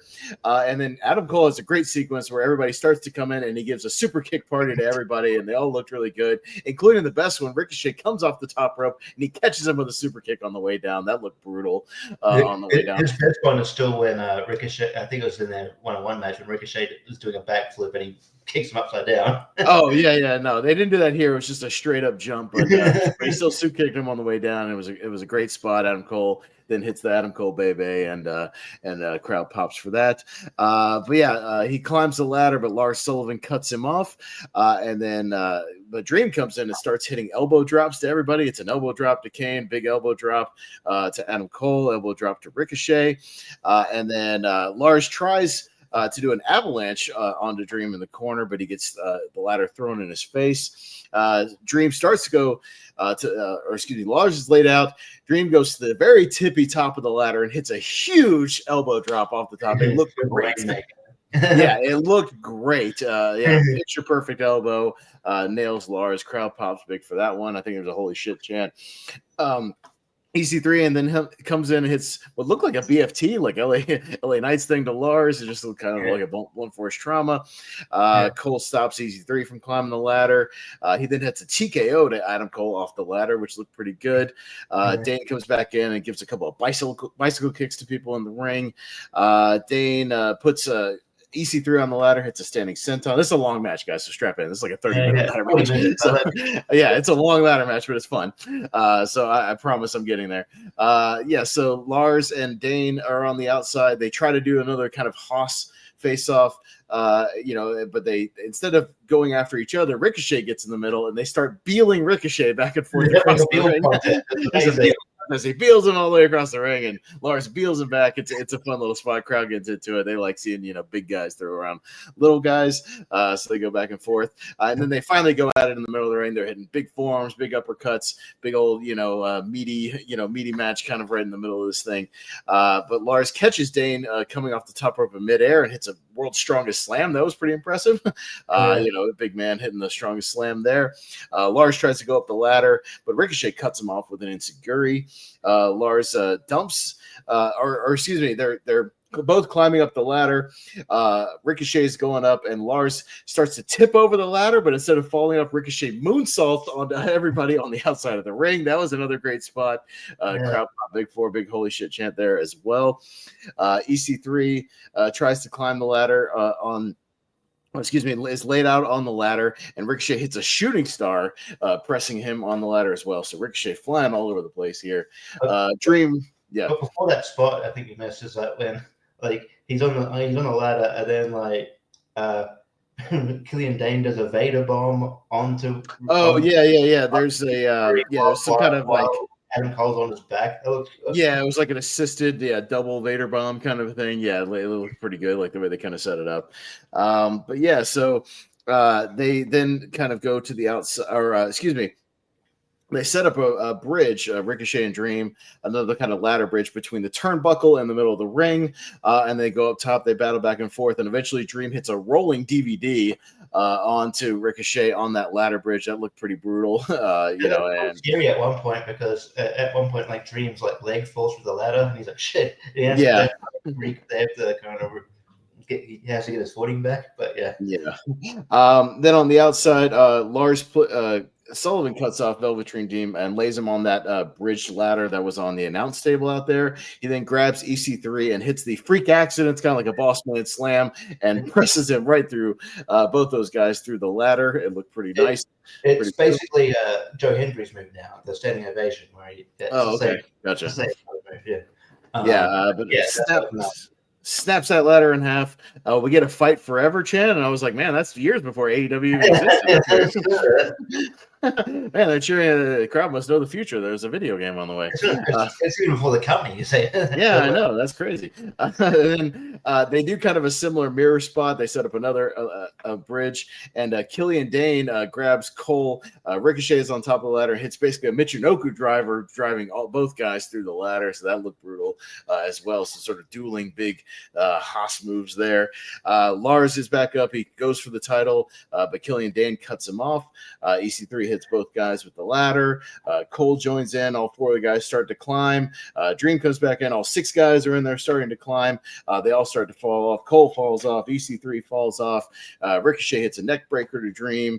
Lars and Dane are up on the ladder. And then Ricochet does a spot, and it would have been cool. He springboards onto Lars's back, grabs a hold of him, but the ladder collapses. So he doesn't quite hit the spot because the ladder, the crowd still popped for it because it was cool, but the ladder collapsed under all the weight. So they had to kind of reset up a little thing. It's nothing you can do about that. It's just kind of a freak thing there. But Cole eventually dumps Ricochet. He does that. Ricochet goes to set up the ladder. He goes to climb up, but Cole is able to dump the ladder. Ricochet bounces off the ropes very hard, and Cole scurries up the ladder and grabs the North American Championship. And Adam Cole, baby, is your inaugural NXT North American Champion, and an awesome opening ladder match. So very, very good. But Richie, what'd you think of this one overall? Yeah, this match ruled. It was total carnage. I miss Killian Dane, man. I think Killian Dane is a great big man. I'm surprised he hasn't done much since. JPO will get into it, but I'm sure JPO will let us know what Killian Dane and Lars Sullivan. These guys are up to. I was gonna say you probably got us covered, so yeah, we'll go to you in a second. But I just thought he was great in this match, and don't think he ever made it to the main roster, but he could have been used well. Everybody looked great in this match. And then Adam Cole winning was probably the right choice at the time as well. I think that's great. I forgot this was the pay-per-view he's pulling double duty on because I think was it Bobby Fish? Bobby Fish was injured, so Adam Cole filled in the Undisputed. Yeah, it was supposed to be Fish and O'Reilly, but Adam Cole kind of fills in sort of a Freebird rule situation. Later on. Yeah, it kind of sucks. You got to go through this grueling ladder match, and by the way, you're going on the match. Well, they play into that, and they kind of figure out a way. We'll get into it to kind of take him out of the match, so he doesn't have to do a lot. But yes, yeah. This is a really good match, and everybody looked great. So it was very great opener. And this is just a fun fact, but one of two matches on the show that Dave Meltzer gave 5 stars. I would argue I like a match more than this on the card. We'll get to it, but we'll get there. But JPO, I'm sure you got some fun facts about a couple of these guys. What you got for us? Well, my first one was going to be, let's never forget, Lars Sullivan has a 5-star match. Kurt Angle does not. Yes. Let's never forget, EC3 has a 5-star. Velveteen Dream. Kurt Angle 0, and there's several other great wrestlers. Yeah, so that was the first thing there. So this was won by Adam Cole, of course, as you said. He'd go on to have the title for 130 days before dropping to Ricochet, the guy that was in the match. Just to kind of we obviously know kind of the updates of some of these people like Adam Cole and whatnot. Damo, a couple of spots in AEW, a couple of spots in TNA even last year. Popped up in TNA as like a remember him, Eric Young, like the Sanity guys fighting. So he fought Eric Young last year on TNA, but mostly sticks to the UK and abroad. For instance, this year he's wrestled the US 0 times, so a lot more so in the UK. So still active as Big Damo, still just as hairy as ever. And I believe married too, isn't he, with Nikki Cross? Is that the relationship? He's married to Nikki Cross, so there's a Lars Sullivan had been with the company already about 2-3 years at this point in time. He'd be with NXT until November of this year. Gets called up. He's on a Saudi Arabia Super Showdown, defeats the Lucha House Party by himself. Then he gets drafted into Raw, defeats the Lucha House Party again, off TV for 3 months. 2 wins on SmackDown, one against Jeff Hardy, and then against Shorty G, Chad Gable, and then Lars Sullivan's off our TV. So that's his WWE run. It's 4 televised matches. And then, yeah, obviously he had some peculiar videotapes from the past that's sufficed and whatnot. Patrick Clark has actually returned to the ring. Velveteen Dream returned in 2024. Mostly just wrestling for MCW, which is the company he worked for before, but still active. Don't know if anyone else will give him much more of a chance than that. Obviously someone also had allegations against him. EC3 he was returned as his second time with the company too. He was an FCW NXT guy before that. Like you said, normal shape, got really jacked in TNA, came to WWE, and then had that really bad Raw run. And then after that, of course, NWA, he was an NWA World Champion for quite a while, as well as OVW champ too. All right, there you go. Well, thanks for that, JPO. Appreciate it. So a lot of guys in that match, but a good opener, good way to start the show. Got the crowd going. We get a little video package for our next match for the NXT Women's Championship. A little video for Ember Moon and Shayna Baszler, who are in the midst of a feud. And Ember Moon coming in as your NXT Women's Champion. So we get match number 2. Yeah, Ember Moon versus Shayna Baszler for the NXT Women's Championship. Ember did get a live band entrance as well from Hailstorm. Hailstorm, great. Yeah, I've seen that. Yeah, Hailstorm. So so the second live band to show up here on NXT Takeover New Orleans. So 2 bands in the house this evening. So we get both in the ring. Shayna quickly unloads with some haymakers to Moon, trying to use her MMA background here, just trying to lay her out quickly. She kind of puts an assault on Moon, trying to end this one fast, but they spills to the outside, and outside Ember Moon is able to counter a lariat and gives a shotgun drop kick into the steps to Shayna Baszler. So trying to take back over. I'll just say this to the front. Ember Moon looked awesome in this match. She's awesome. she's Athena is amazing. Athena, yeah, Ember Moon / Athena. I'm sure JPO will fill us in here, but yeah, she looked great in this match. She was awesome, and it's a shame. Yeah, JPO will fill us in on maybe how her run turned out, obviously, and where she is now. But she looked great here. She comes right back in and she's trying to put it away quickly. She hits a code breaker off the top for a 2 count. Again, trying to put it away very, very quick. She tries to choke, but Shayna is able to get to the ropes. Moon tries a punt kick out on the apron to Shayna, again trying to put this away quickly, but Shayna catches her and slams her face first into the apron, whips her into the barricade, beats her up on the outside a little bit, throws her back in for a 2 count. Baylor hits a spinning kind of gut wrench suplex for a 2 count, and then puts her in a bow and arrow, but can't get the submission. Baszler with a couple of knee strikes, then goes for another cover, but only gets 2.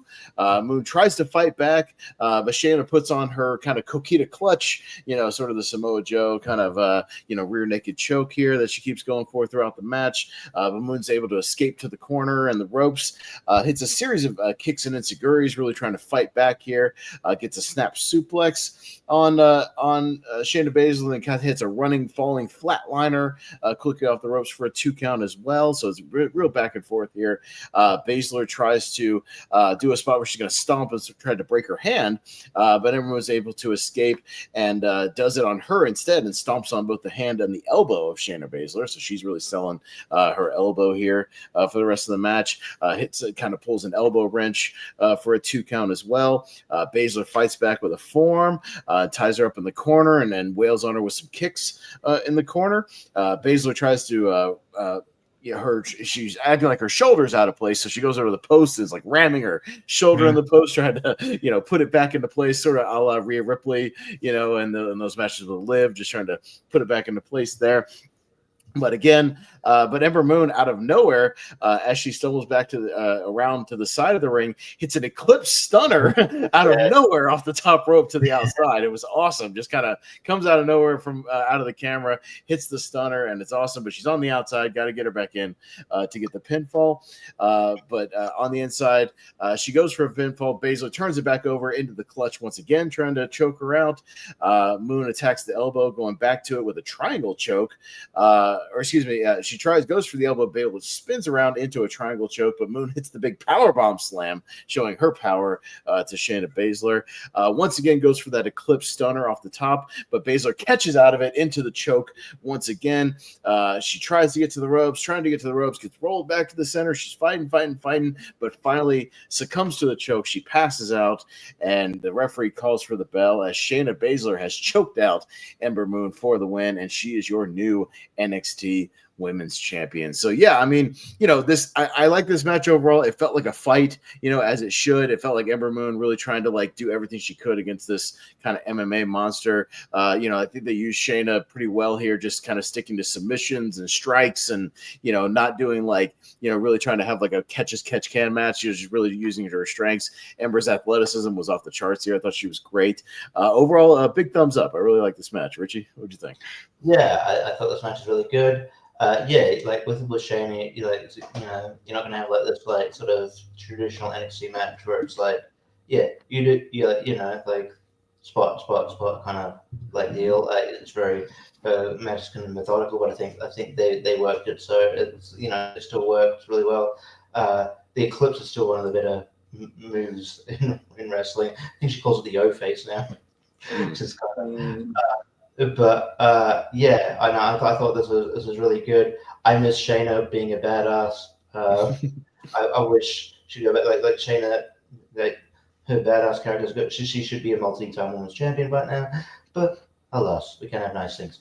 Because I think she's great in Smash too. I think she's a great character. Just she looks the part and plays the part well.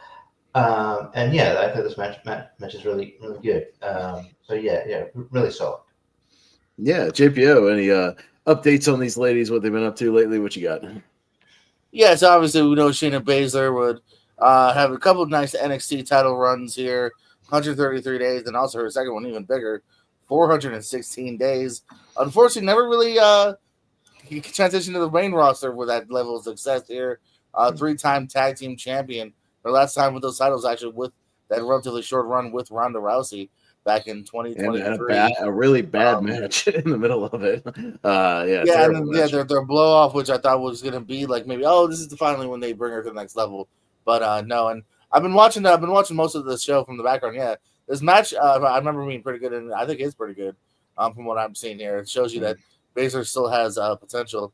But yeah, no, and now even more worried now with they let go of Sonya, so he starts to be pushed better than her at the moment. So, yeah, hope to Baszler, but I don't know if they're ever going to do something with her. And then, our girl Athena, who kind of the Ring of Honor breakout of these last couple years, even main eventing shows with that Ring of Honor Women's Championship at 811 days. Yikes. As she had it here. But, don't forget, too, also, that she missed quite a while of wrestling. She really messed up her foot at one point. That cost her some time, so I don't know if that killed her momentum or what. But she's back doing great things. Billy Starks was on TV this week. I kind of was upset just because I want Ember Moon back on TV. I want Athena, back on TV because I think she has loads of potential, and this is again a good sign of what she can do. But yeah, she's currently with the AEW Ring of Honor brand. Yeah, definitely. So we transition. We're about to start match number 3 here, but all of a sudden, out of nowhere, a wild slapnuts appears. Double J, Jeff Jarrett. I swear I thought we would be safe, picking an NXT Takeover show, but this was the weekend that Jeff Jarrett was inducted into the Hall of Fame, so he's ringside here at NXT Takeover New Orleans. Oddly enough, with Dustin Rhodes, who he's kind of had a back and forth thing promo-wise with in AEW. So a weird, again, parallel to current times, and they're both, again, together kind of on AEW. But yeah, I swear we'd be safe from Jeff Jarrett, but nope, he was at ringside here, so he was technically on the show, so on camera. So yeah, I didn't think I'd have to play it with NXT, but I swear he's everywhere. Doesn't matter what show we pick, he's always around. he's the enigma that never stops. But yeah, one thing I forgot to bring up as well is that before the start of the first match, Britt Baker was shown on camera, just holding a sign. So yeah. Just randomly Britt Baker in the crowd. Yeah, randomly Britt Baker in the crowd, but they did show it during the Adam Cole's entrance. So I'm guessing that was I think that was planned. Yeah. So we get to our third match, which is going to be a triple threat tag team match to conclude the Dusty Rhodes Tag Team Tournament that was happening. It was originally supposed to be just one-on-one where we're going to have the finals. They show it on TV, this video package where it was the Authors of Pain and Pete Dunne and Roderick Strong in the finals, but the Undisputed Era got involved and caused kind of a big schmoz, a big disqualification. So William Regal put them in kind of did a rematch here, but all three teams. And again, Bobby Fish is injured, so Adam Cole has to step in, sort of like I said, a Freebird rule kind of thing. He steps in for Bobby Fish here. So it is the Undisputed Era of Adam Cole and Kyle O'Reilly, your technically current champions, versus the Authors of Pain, versus the tag team, the underdog tag team here of Pete Dunne, makeshift tag team, Pete Dunne and Roderick Strong. Pete Dunne coming over from, he's the current NXT UK champion here on the show, teaming with Roderick Strong. We kind of start out AOP being the monsters they are, kind of lay out everybody. They're just lariating everybody and suplexing everybody all over the place. They had a big combo powerbomb neckbreaker to Kyle O'Reilly. They go after Adam Cole on the outside, and almost immediately they rip apart the Spanish announce table and double powerbomb Adam Cole through the announce table. So he is taken out very, very quickly to kind of hide the fact that he just went through this ladder match. He takes another bump here, but it's kind of a way of being like, yeah, we know you got to be in this match, Cole, but go chill on the outside here for a little bit. So yeah, they put him out of commission here through the announce table.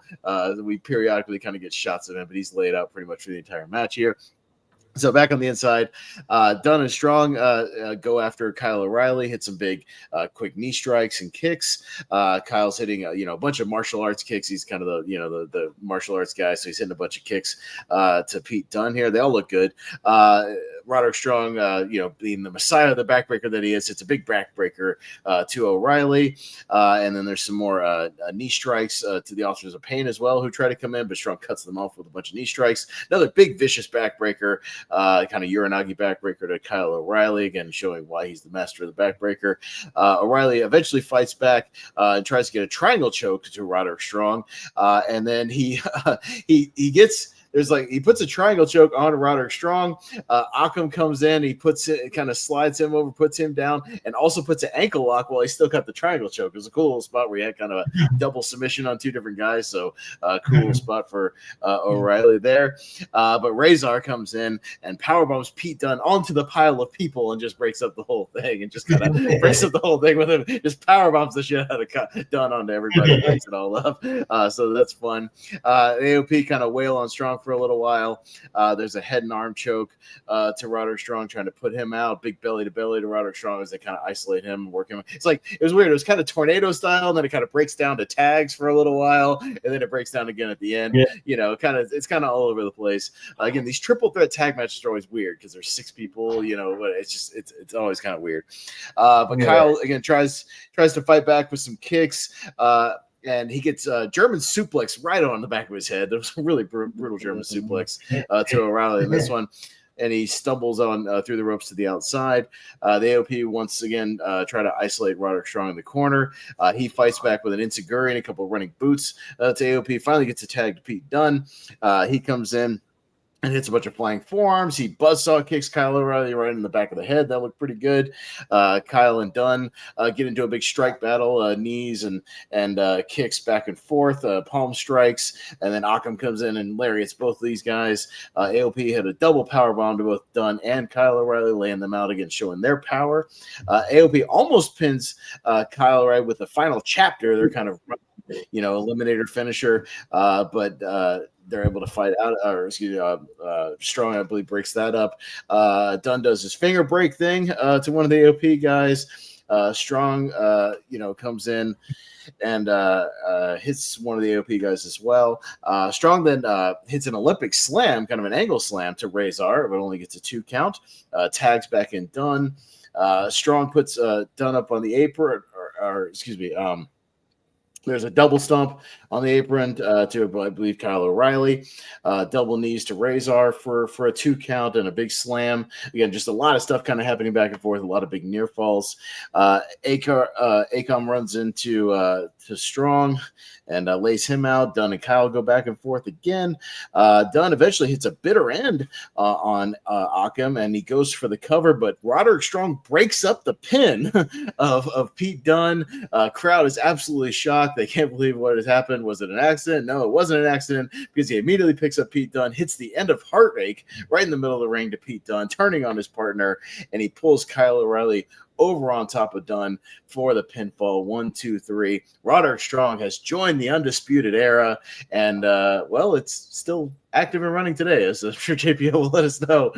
This turn to the Undisputed Era as he puts on the wristband and turns on his partner and joins Undisputed. So it's a kind of a wild match. There's a lot of stuff going on. It's basically like 11 or 12 minutes of just nonstop, just this guy hitting this guy and this move, so it's not boring at all. Lots of great stuff going on. But it is like, not like sloppy. It's just kind of, it's just fast paced, kind of all over the place. There's not a lot of psychology to the match, until kind of the turn at the end, but it's still really entertaining, really fun. But Richie, what do you think? Yeah, it's like you kind of mentioned, it's hard to recap this match. There's a lot of stuff going on. But I was having to pause a lot. I was like, God damn it, what just happened? Shit, this guy laid out. God, fuck, just running in and out there, wailing each other just left and right. It's very fast paced. But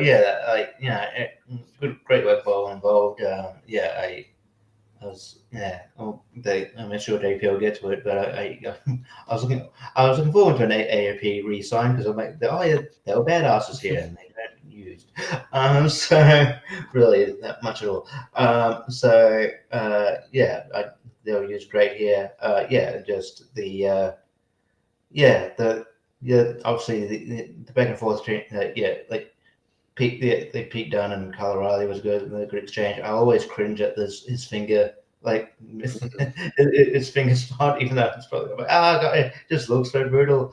It's sort of like when the Shayna thing with the arm, which kicks the arm out. It just kind of the way it looks, it's like that, and like the Penta arm breaker thing. It's like So, but no, it was really good, and it set up a great turn where obviously still going today, and I think that's quite effective. I do wonder if they fast forwarded the turn, because it's like, hey, we need more people in this group because Bobby Fischer's injured. Because we need Adam Cole to be the North American champion and do a singles thing, and we need another tag team. So obviously Kyle O'Reilly and Roderick Strong would be the tag team guys for a little while. I'm sure he's going to join eventually, but they probably fast. Yeah, they probably fast forwarded it because of the thing, which is fine. It is what it is. So JPO, what you got for me on this one? Anything on these guys? Obviously these are all people I think we're pretty up to date on. Mm-hmm. When Razor unfortunately getting their second. See you later, good dudes. We hadn't seen them in a couple months. Last time we saw them was I don't know who saw it, but if you watched main event, nobody. They defeated LWO, Del Toro and Joaquin back in December. So again, kind of showing you that they were kind of on the chopping block. Last time on Raw, though, like I mentioned before, they were picking up a win against the Wyatt Six. So they kind of give up on that little staple with him and Karrion Kross, evidently. So, obviously, we know what's up with Cole. Kyle O'Reilly finally returned from injury and sickness as well.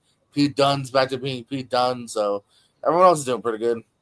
Yeah. No, like I said, not much to say. The Undisputed Era is still together, 7 years later, Yeah. on AEW right now. So this faction would, continue for quite a while and stay strong. And yeah, it's good to see Pete Dunne, Batman Pete Dunne. He's been on Raw quite a bit lately, so hopefully they keep him kind of tooling around the pictures. He's good. I like Pete Dunne.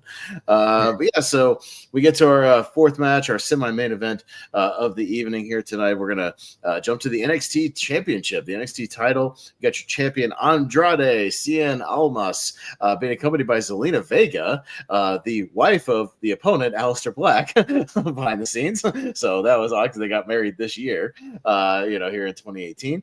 But facing, Aleister Black, obviously we know him as Malachi Black, here may eventually come back to Aleister Black here very shortly. We don't know. He might be incoming very soon. We'll talk about it.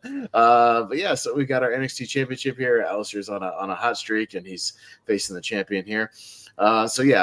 Just for fast forward just a little bit, this match fucking rules. This match is awesome. But anyways, we'll get to it. So, start really quick. Aleister trying to get a quick win here. He hits a big boot right out of nowhere to start. A couple of kicking combos.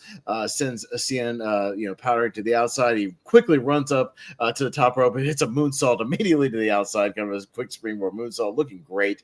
Showing his athleticism here. Crowd super into it. Really behind Black here. Inside, he tries an octopus hold. Rolls it over into a pin for 2. Outside, they roll back to the outside. Zelina Vega, kind of like the lead of this match, if you will, just kind of interfering here and there. Hits a Rana onto Aleister Black and whips him into the steps. That was a cool little spot. Kind of Ranas him into the stairs there. Kind of showing what she can do here.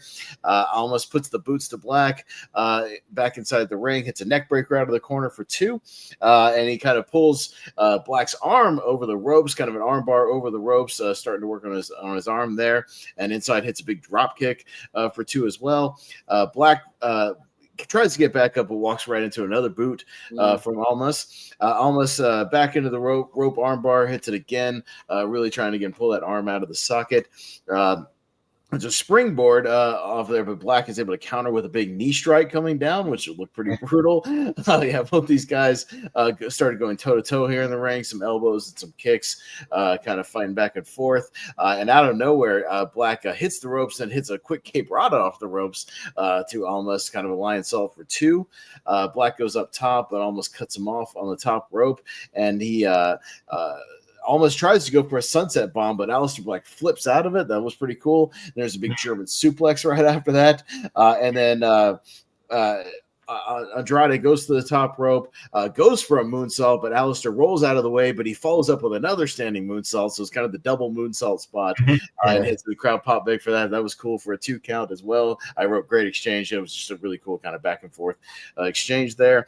There's a big strike battle. There's a spinning back elbow to Aleister Black. Black hits a big roundhouse for 2. Both guys go down. Crowd's going nuts for this thing, having a lot of fun. And there's a double kick KO where they both go for a high kick on each other at the same time, kind of knock each other out here. So both guys are down. This crowd's getting very into it, trying to pull Black back into this match. Almost is back up, hits a hip toss into the buckle on Aleister Black. Black eventually gets back ropes, hits the ropes, but almost stays with him and knocks him out with a big knee.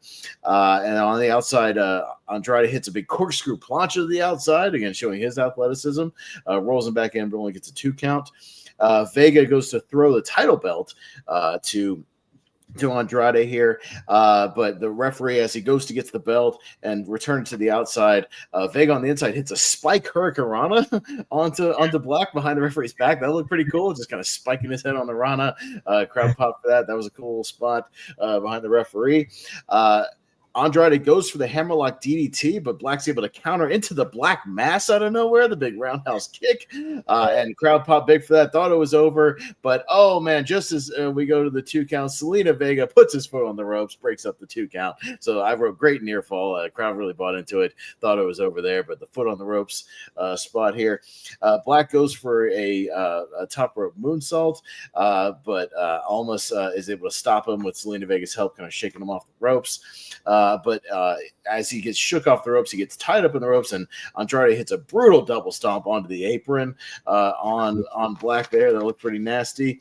And inside, while he's on the outside as well, same thing he did to Gargano. He hits the running double knees into the post on the outside as Black is, sitting on the apron. So that looked brutal, but rolls him back in. Only gets a 2 count, though. He's able to kick out.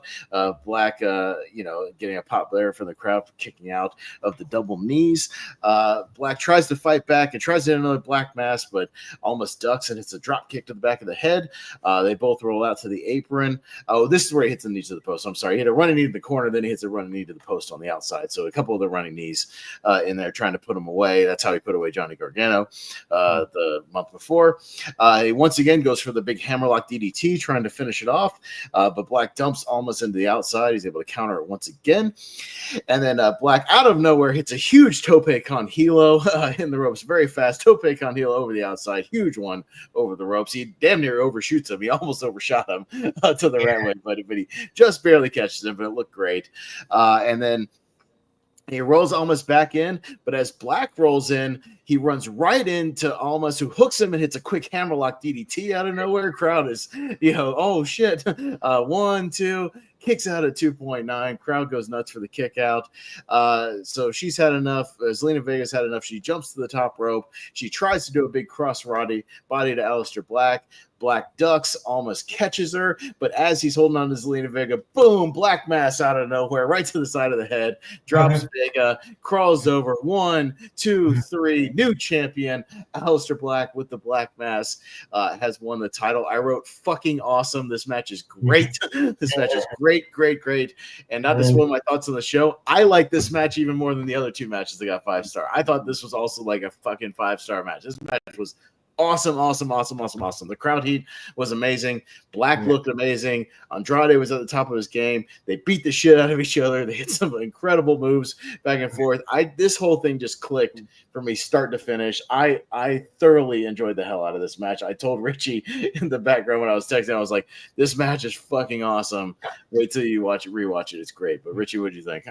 Yeah, this match is great. I think it's fantastic. I think that Andrade and Zelina paired well together. I think they should have kept them together for a lot longer. I think Andrade was never better. I think still time to probably pair them together again as we get through. But just because because Andrade was lost in the shot when he debuted. He was like he had stupid overall. He had stupid freaking slacks on. They didn't know what to do with him, and I was like, dude, this is like La Sombra. He's fucking, he's great. Like, what are you doing with him? It was one of the few people they weren't doing well with, and then, they paired him up with Zelina Vega, and it was like, okay, now you know, and then he's fantastic. But Aleister Black is, he was really hard at this point, and this match just rules. Even sometimes interference can get annoying, but Zelina Vega was impressive with what she can do. So it felt really cool. And then that end segment when she catches Zelina and then still manages to do the Black Mass without actually hitting Zelina was actually it was. That was a great finish because she's interfering the whole match. It's the classic. She interferes, and then it backfires at the end. Which is great. But it's a good exchange, good segment, and I thought this match was really good as well. So and I think maybe when people talk about great takeover matches, people don't talk about this match as much as they should. No, I think it's in the middle of these 2 other bookended, amazing matches that people do talk about, but they forget about this one, man. Like I said, I think this is damn near a 5-star classic too. I think this is awesome. Crowd heat was amazing. I thought these guys just cooked on all levels in this match. But JPO, it's a weird parallel to today. Both these guys went away for a while, and now they're both kind of one's back, the other one might be back. Yeah, it's a weird parallel to where they kind of went back and forth. What you got? Yeah, back and forth title runs too.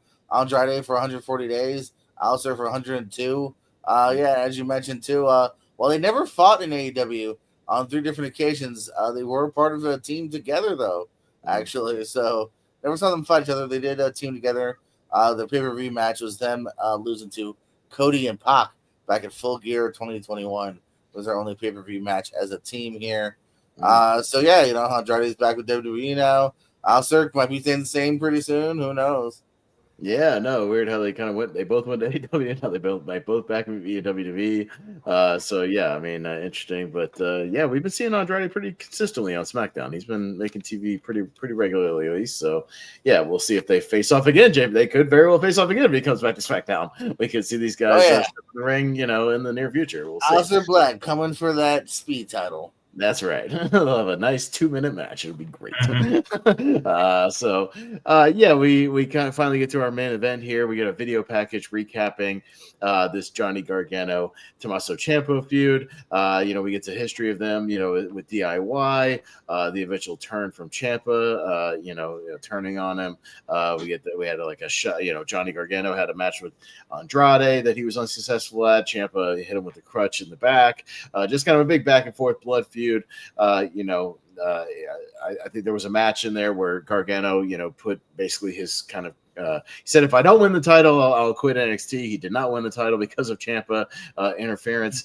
He thought he was out, but then he gets another shot here because the stipulations of this one, again, weirdly parallel to today, as we've got former best friends, tag team partners, tag team champions in an unsanctioned match against each other. What did we just talk about, JPO?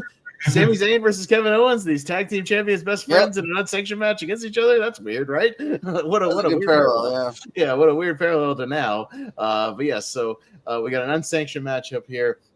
Referee only there to count the pinfall or ring the bell for the submission, and Johnny's career is essentially truly on the line here tonight, as if he loses he has to retire, but if he wins he gets re-signed with NXT. So his career is essentially, it's kind of a loser leaves town situation.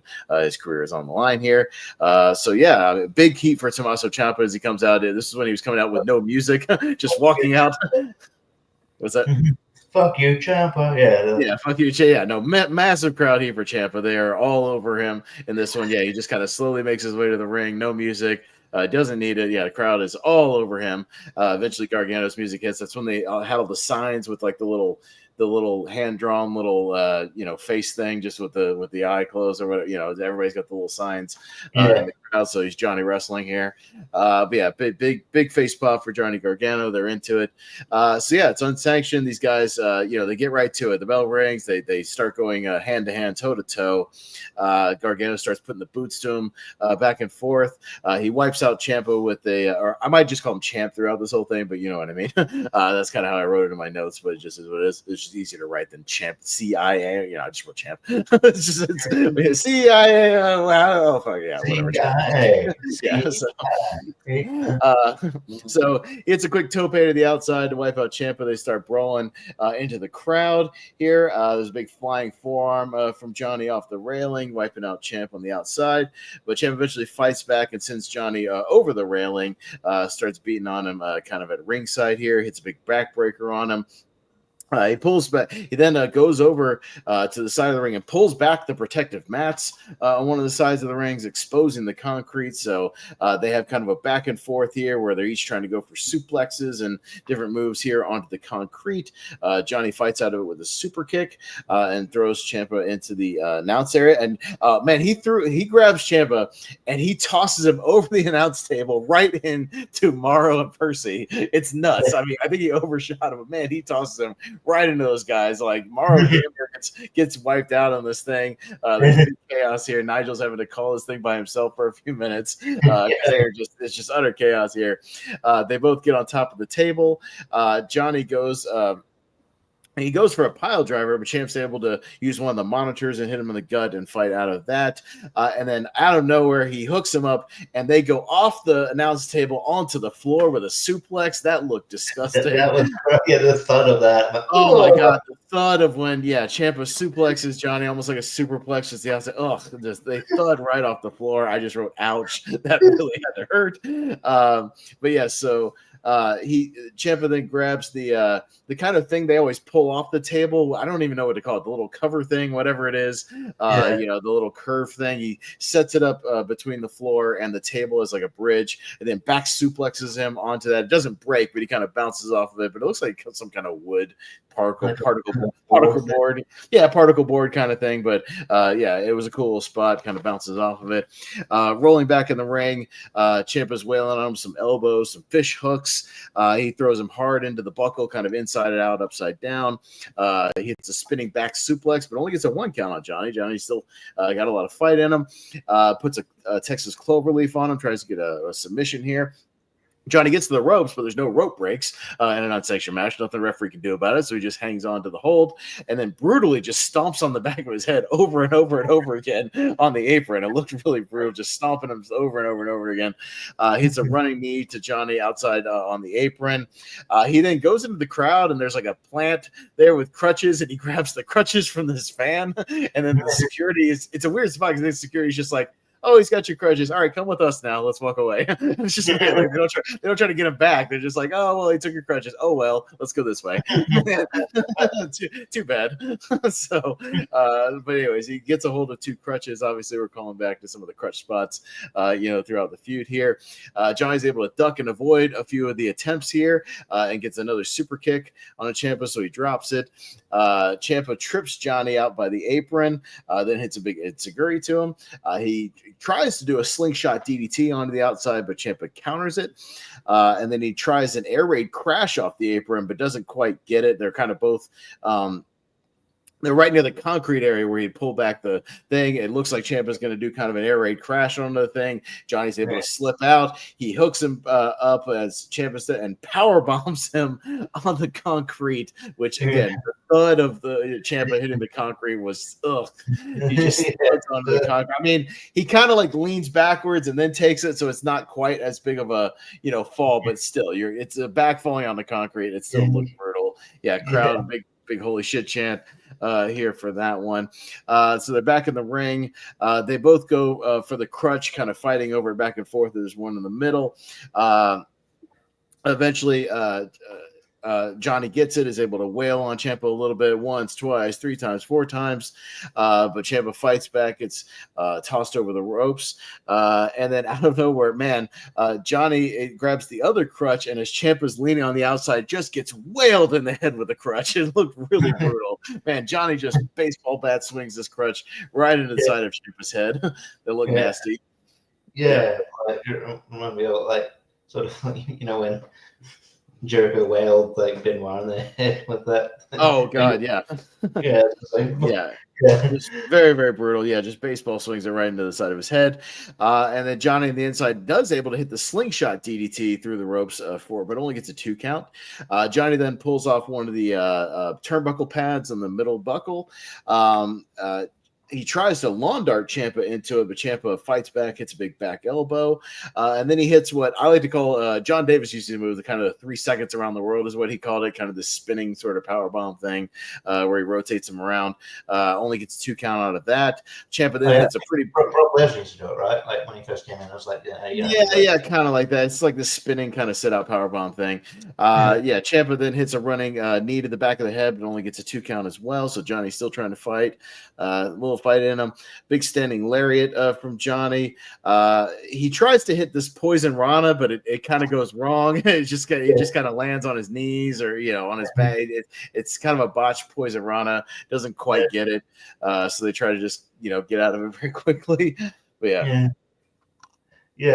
Oh no, I was just gonna say I mean, in a match where most things go seamlessly, I can forgive him for one botch. Yeah, no, it's one botch. It is what it is. Not everything's going to go right. It doesn't quite go right. But Johnny quickly just pulls into the Johnny Escape, the Gargano Escape submission. It's basically a regal stretch, kind of the, under the arm, kind of grab a choke. It's a regal stretch, essentially.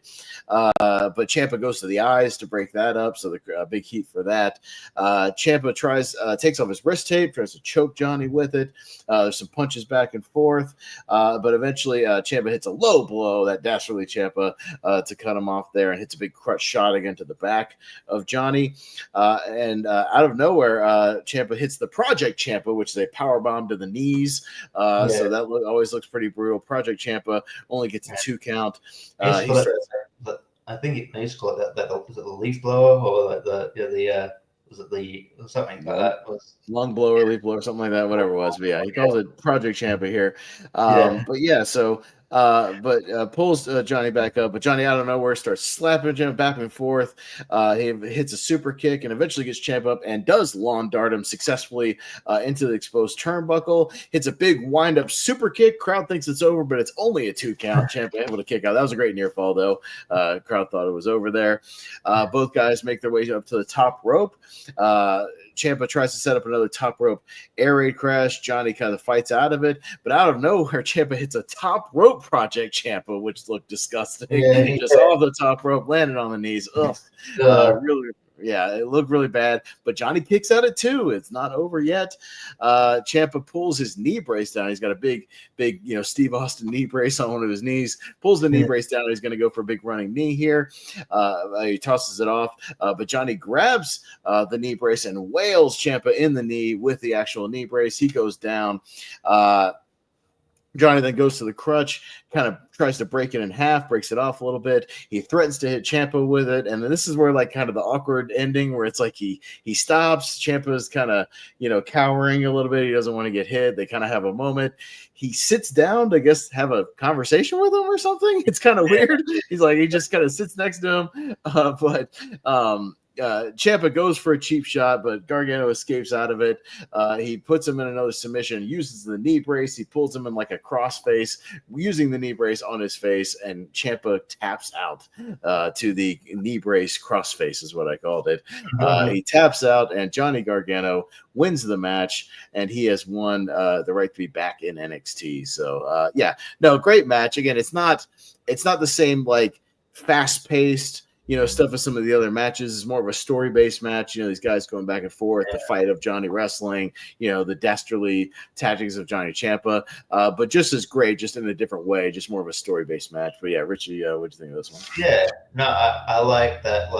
It's one of the, when you think of Great Feud and NXT, I think this is one of the ones, top ones, because it's a proper blood feud, and to give it its due, it's it took precedence over the title match because it's a huge blood, and then it's So I like that, and then how they always even though these guys are best friends, you get you bought that they kind of hated each other, or that they one felt the slider against the other, you bought into the drama of the story. So. And some of these, they obviously trust each other. Because some of these spots were fucking gross, but fun to watch as a fan. But the winning Project Ciampa off the top rope is there's no safe sort of way to take that. It's going to hurt regardless. Knees landing on knees isn't. There's no we got to say learn how to fall. You don't learn.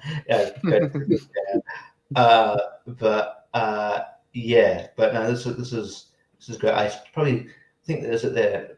First and second match, I still prefer that's probably my favorite of theirs. But this is still up there, and it's really good. So. Well, they had a trilogy of matches. There was the one match that was a 5-star. It was great. Then they had this. Then they would have a street fight a couple months later. I'm sure JPO could probably fill us in, but a street fight later. And then they had eventually a last minute standing match that wasn't as good. It was weird because it was COVID. They had a cinematic match. I think was during COVID.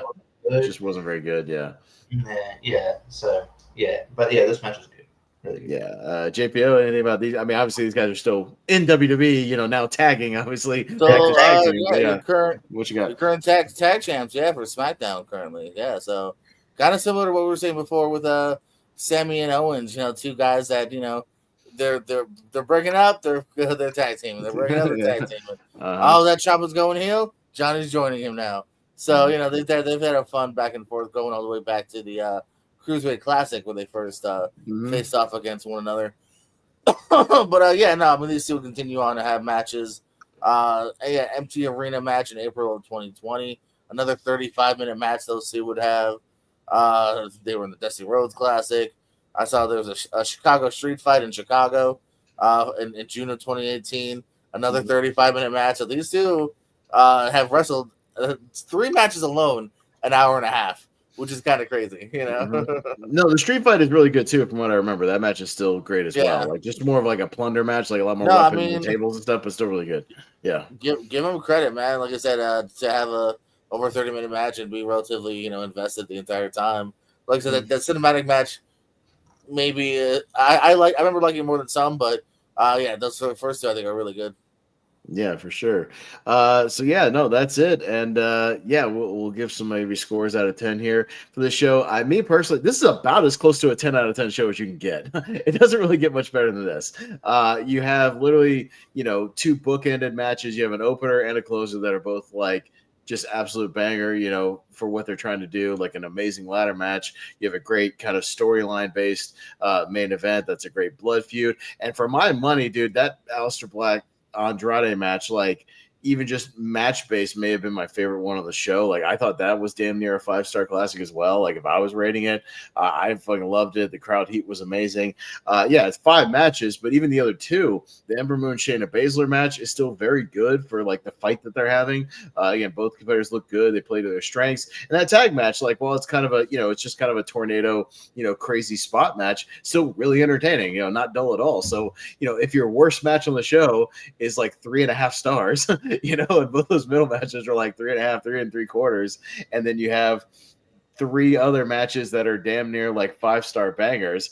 Does it get any better than that for like a 3-hour show? I would argue not really. Like this may be one of the best shows like we've ever reviewed on here, honestly, as far as overall. So yeah, this is about as close to a 10 out of 10 as you're gonna get. This is an amazing show and it's a must watch. But yeah, Richie, what do you think? Yeah, I'm in that same. I mean, I don't know what else you could do to make the show better than it is. You know what I mean? Like, it's really. I think there was no real. There's no real hiccups at all this show. So yeah, I don't know. I would sort of lean towards the 9.5, 10 sort of area. So yeah, I might just go 10 because I don't think there's anything you could do to improve the show. Every match delivered what you'd want in a match. So.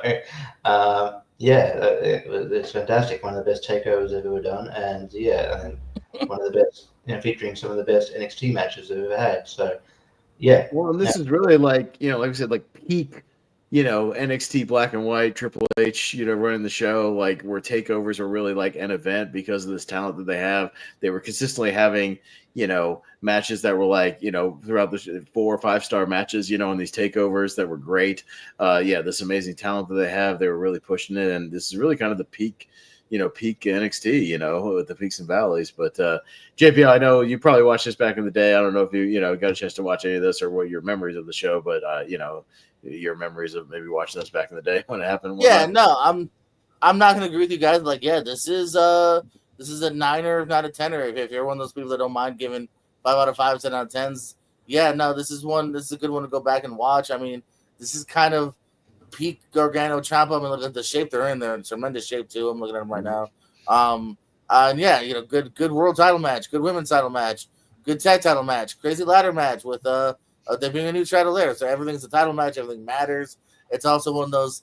I think this is where Triple H fell in love with the short format. These are these are those 5-match card, match takeovers, which is the norm for takeovers. So and it's nice. You get in. You're never like really overwhelmed. Like here, if I don't know how much I have left, but like, let's see. The overall, it does reach 3 hours. So, I mean, it does get to a full length show at the end of the day. But yeah, no, I mean, it's a really tight show. It's hard to have any qualms over it, Yeah, no, because if you add it up, roster, man. Oh yeah, no, this is prime NXT. Like, there's a lot of talent on the show. Yeah, I mean, you just look up and down this card. There's a hell of a lot of talent. And I mean, there's even people that weren't, on, this card and this takeover that are still great. I mean, you had other great tag teams. You had other great, singles competitors that weren't quite on this. Yeah, they had a hell of a roster on this time. Just great talent they had brought over from the indies. And yeah, they were just firing on all cylinders here. So yeah, really, really great stuff. But yeah, I mean, it kind of gets the 3 because the opening, Ladder match is like 30 minutes and change. This Ciampa, match is like 37 minutes. You got an almost 20-minute, NXT title match. I think the other two are only 11 or 12 minutes. So that's a video package. 13 and 12. Yeah. There were some video packages, which I didn't mind, when I go back to these, watching the video packages, kind of getting back into, the storyline. So I didn't mind that the video packages on the show were very good, leading up to everything, explain if you weren't as familiar with what was going on. The video packages were very well done, kind of catching you up to speed, and everything. So those were excellent. It doesn't get much better than this, man. It flies by. It's a breezy ass show and great stuff, man. So I'm glad, I wanted to do a takeover because, I'm not the biggest NXT guy, but I did watch a lot of these takeovers when they happened because they were cranking out these, really great matches. And I was familiar with a lot of the indie talent. It was good stuff here. So I'm glad we got a chance to talk about one of these. So maybe we'll talk about another one in the future. We'll see. Pick another one of these. But yeah, they're usually pretty consistently great. That'll do it for NXT Takeover New Orleans. Go back and watch it. Great show. So we'll kind of wrap it up there. We got a busy weekend, obviously, with Elimination Chamber on Saturday, and then we've got AEW Revolution the following. I believe it's the following Sunday or Saturday. Following Saturday, or it might be Sunday actually. I can't remember. It's next week. That's what I know. Yeah, I know it's the week after. Evolution. Let's see. It is March 9th. So they're back to Sunday. So there you go. Which unfortunately sucks because that's also daylight savings that night. But, it is what it is. Damn spring forward sucks. But we're back to a Sunday night pay-per-view for AEW the week after on the 9th. So, but double dose of pay-per-view. So we'll be next week. We'll obviously be reviewing Elimination Chamber, going over whatever happens there. And then JPO will have to queue up some more predictions for next week because we'll be running down that Revolution card. And we'll be right back in pay-per-view mode. And then we'll get a little bit of a break before WrestleMania. We'll have a good month, or so, and then we'll do some more. We'll get caught up on some other topics and whatnot. Because Richie's got one in the chamber to do. I believe JPO, you got something in the chamber, so everybody's got some stuff in the chamber. We'll just rotate around. We'll let everybody pick something in those in between weeks leading up to WrestleMania. Whatever you guys want to do, we'll figure it out. So if JPO wants to keep going on that women's rank 'em, we can keep doing that. If Richie wants to pick a topic or a draft, we can do something. We'll figure it out. So we'll have a little bit of break before WrestleMania. But we'll wrap it up there and call it a day, call it a night here for the Lonely Marks. So Richie, anything you want to throw out there and talk about? I'll be on the on Tournament Fights on the Comedy Championship with all you guys, and other people there as well. So it should be fun. And then I'm on show up on ASAT,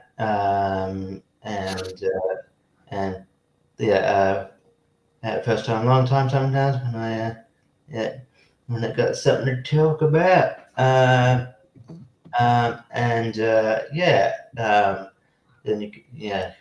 I show up on multiplex sometimes as well. While we love horror, so you can find me there. CWT, I'm there as well. I recently had a match with JPO. You can find that on Chris Cast's Twitch channel, twitch.com/Castifer. So, Yeah, sounds good. JPO, you're a busy man over on the Pierce Co. and everything you got going on. What you got going on, man? Or not as busy tonight. You did a draft instead of long time first time, right? That was Brandon's fault, Mister. I got a wife who wants to do something, whatever. Oh, jeez, come on. You two's more important. What are we doing? I know. I had some goodies for tonight too. But I might have called in. I've got quite a few on the backlog. Actually, I could talk about. I believe we might try to squeeze it in tomorrow. So if you're around tomorrow night, right before tournament fights. Okay, if you want to do that, I've watched a couple old things recently, so I could pick and choose a few things if So for sure. Mm-hmm. Yeah, so as I said, aforementioned a long time. First time calling show. If anyone wants to join, come join us. Lots of trivia and other shenanigans. Like I said, we did a draft recently, talking some streaming shows. Best was in the chat for that. Mm-hmm. And I like Richie said, all over the place. Maybe multiplex, maybe Why We Love Horror. CWT with our friend Cass on Twitch, all over the place. Movie Hero Network, you'll catch me there. And I think you'll catch someone else there too, huh? Yeah, no, yeah, you can definitely catch me over on the Movie Hero Network, hosting or co-hosting a lot of the shenanigans over there. Yeah, we got tournament fights, tier ranker fights. We got a comedy championship tomorrow night that JPO and Richie will both be on. That should be a lot of fun. Got some really good movies in that one. Good stuff there. Richie and I just did Wheel of Movies earlier tonight over on the Movie Hero Network. We talked a little Nothing to Lose with Tim Robbins and Martin Lawrence. So that was one of Richie's favorites that popped up. And yes, to answer any questions, we will be doing an emergency tribute episode next week to Gene Hackman. So we do have that in the lineup for next week before Lonely Marks. We'll be doing Crimson Tide. We want to talk an underrated one, and one that Richie's actually never seen. So that should be a first watch for him, and one I haven't seen in a while, but I really love. So yeah, we'll talk some Crimson Tide in honor of Gene Hackman. Yeah, I've got a Why We Love Horror part of the Clips match that got taped, so I think that'll be out tomorrow. I may have done really well in that one, so watch it.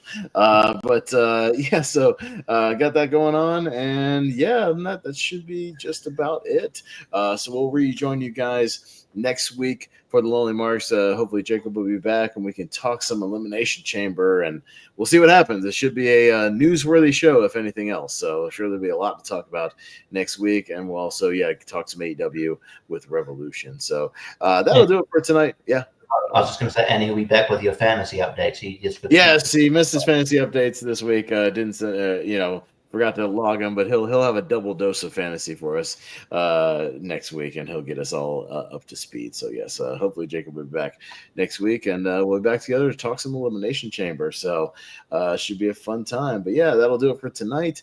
So for Mr. Barber, we miss you. Hopefully be back next week. For Richie Goodacre, for Mr. JPO, Jordan Owens, I am Austin Pez Howell, your guest host for this evening, and we'll see you next time.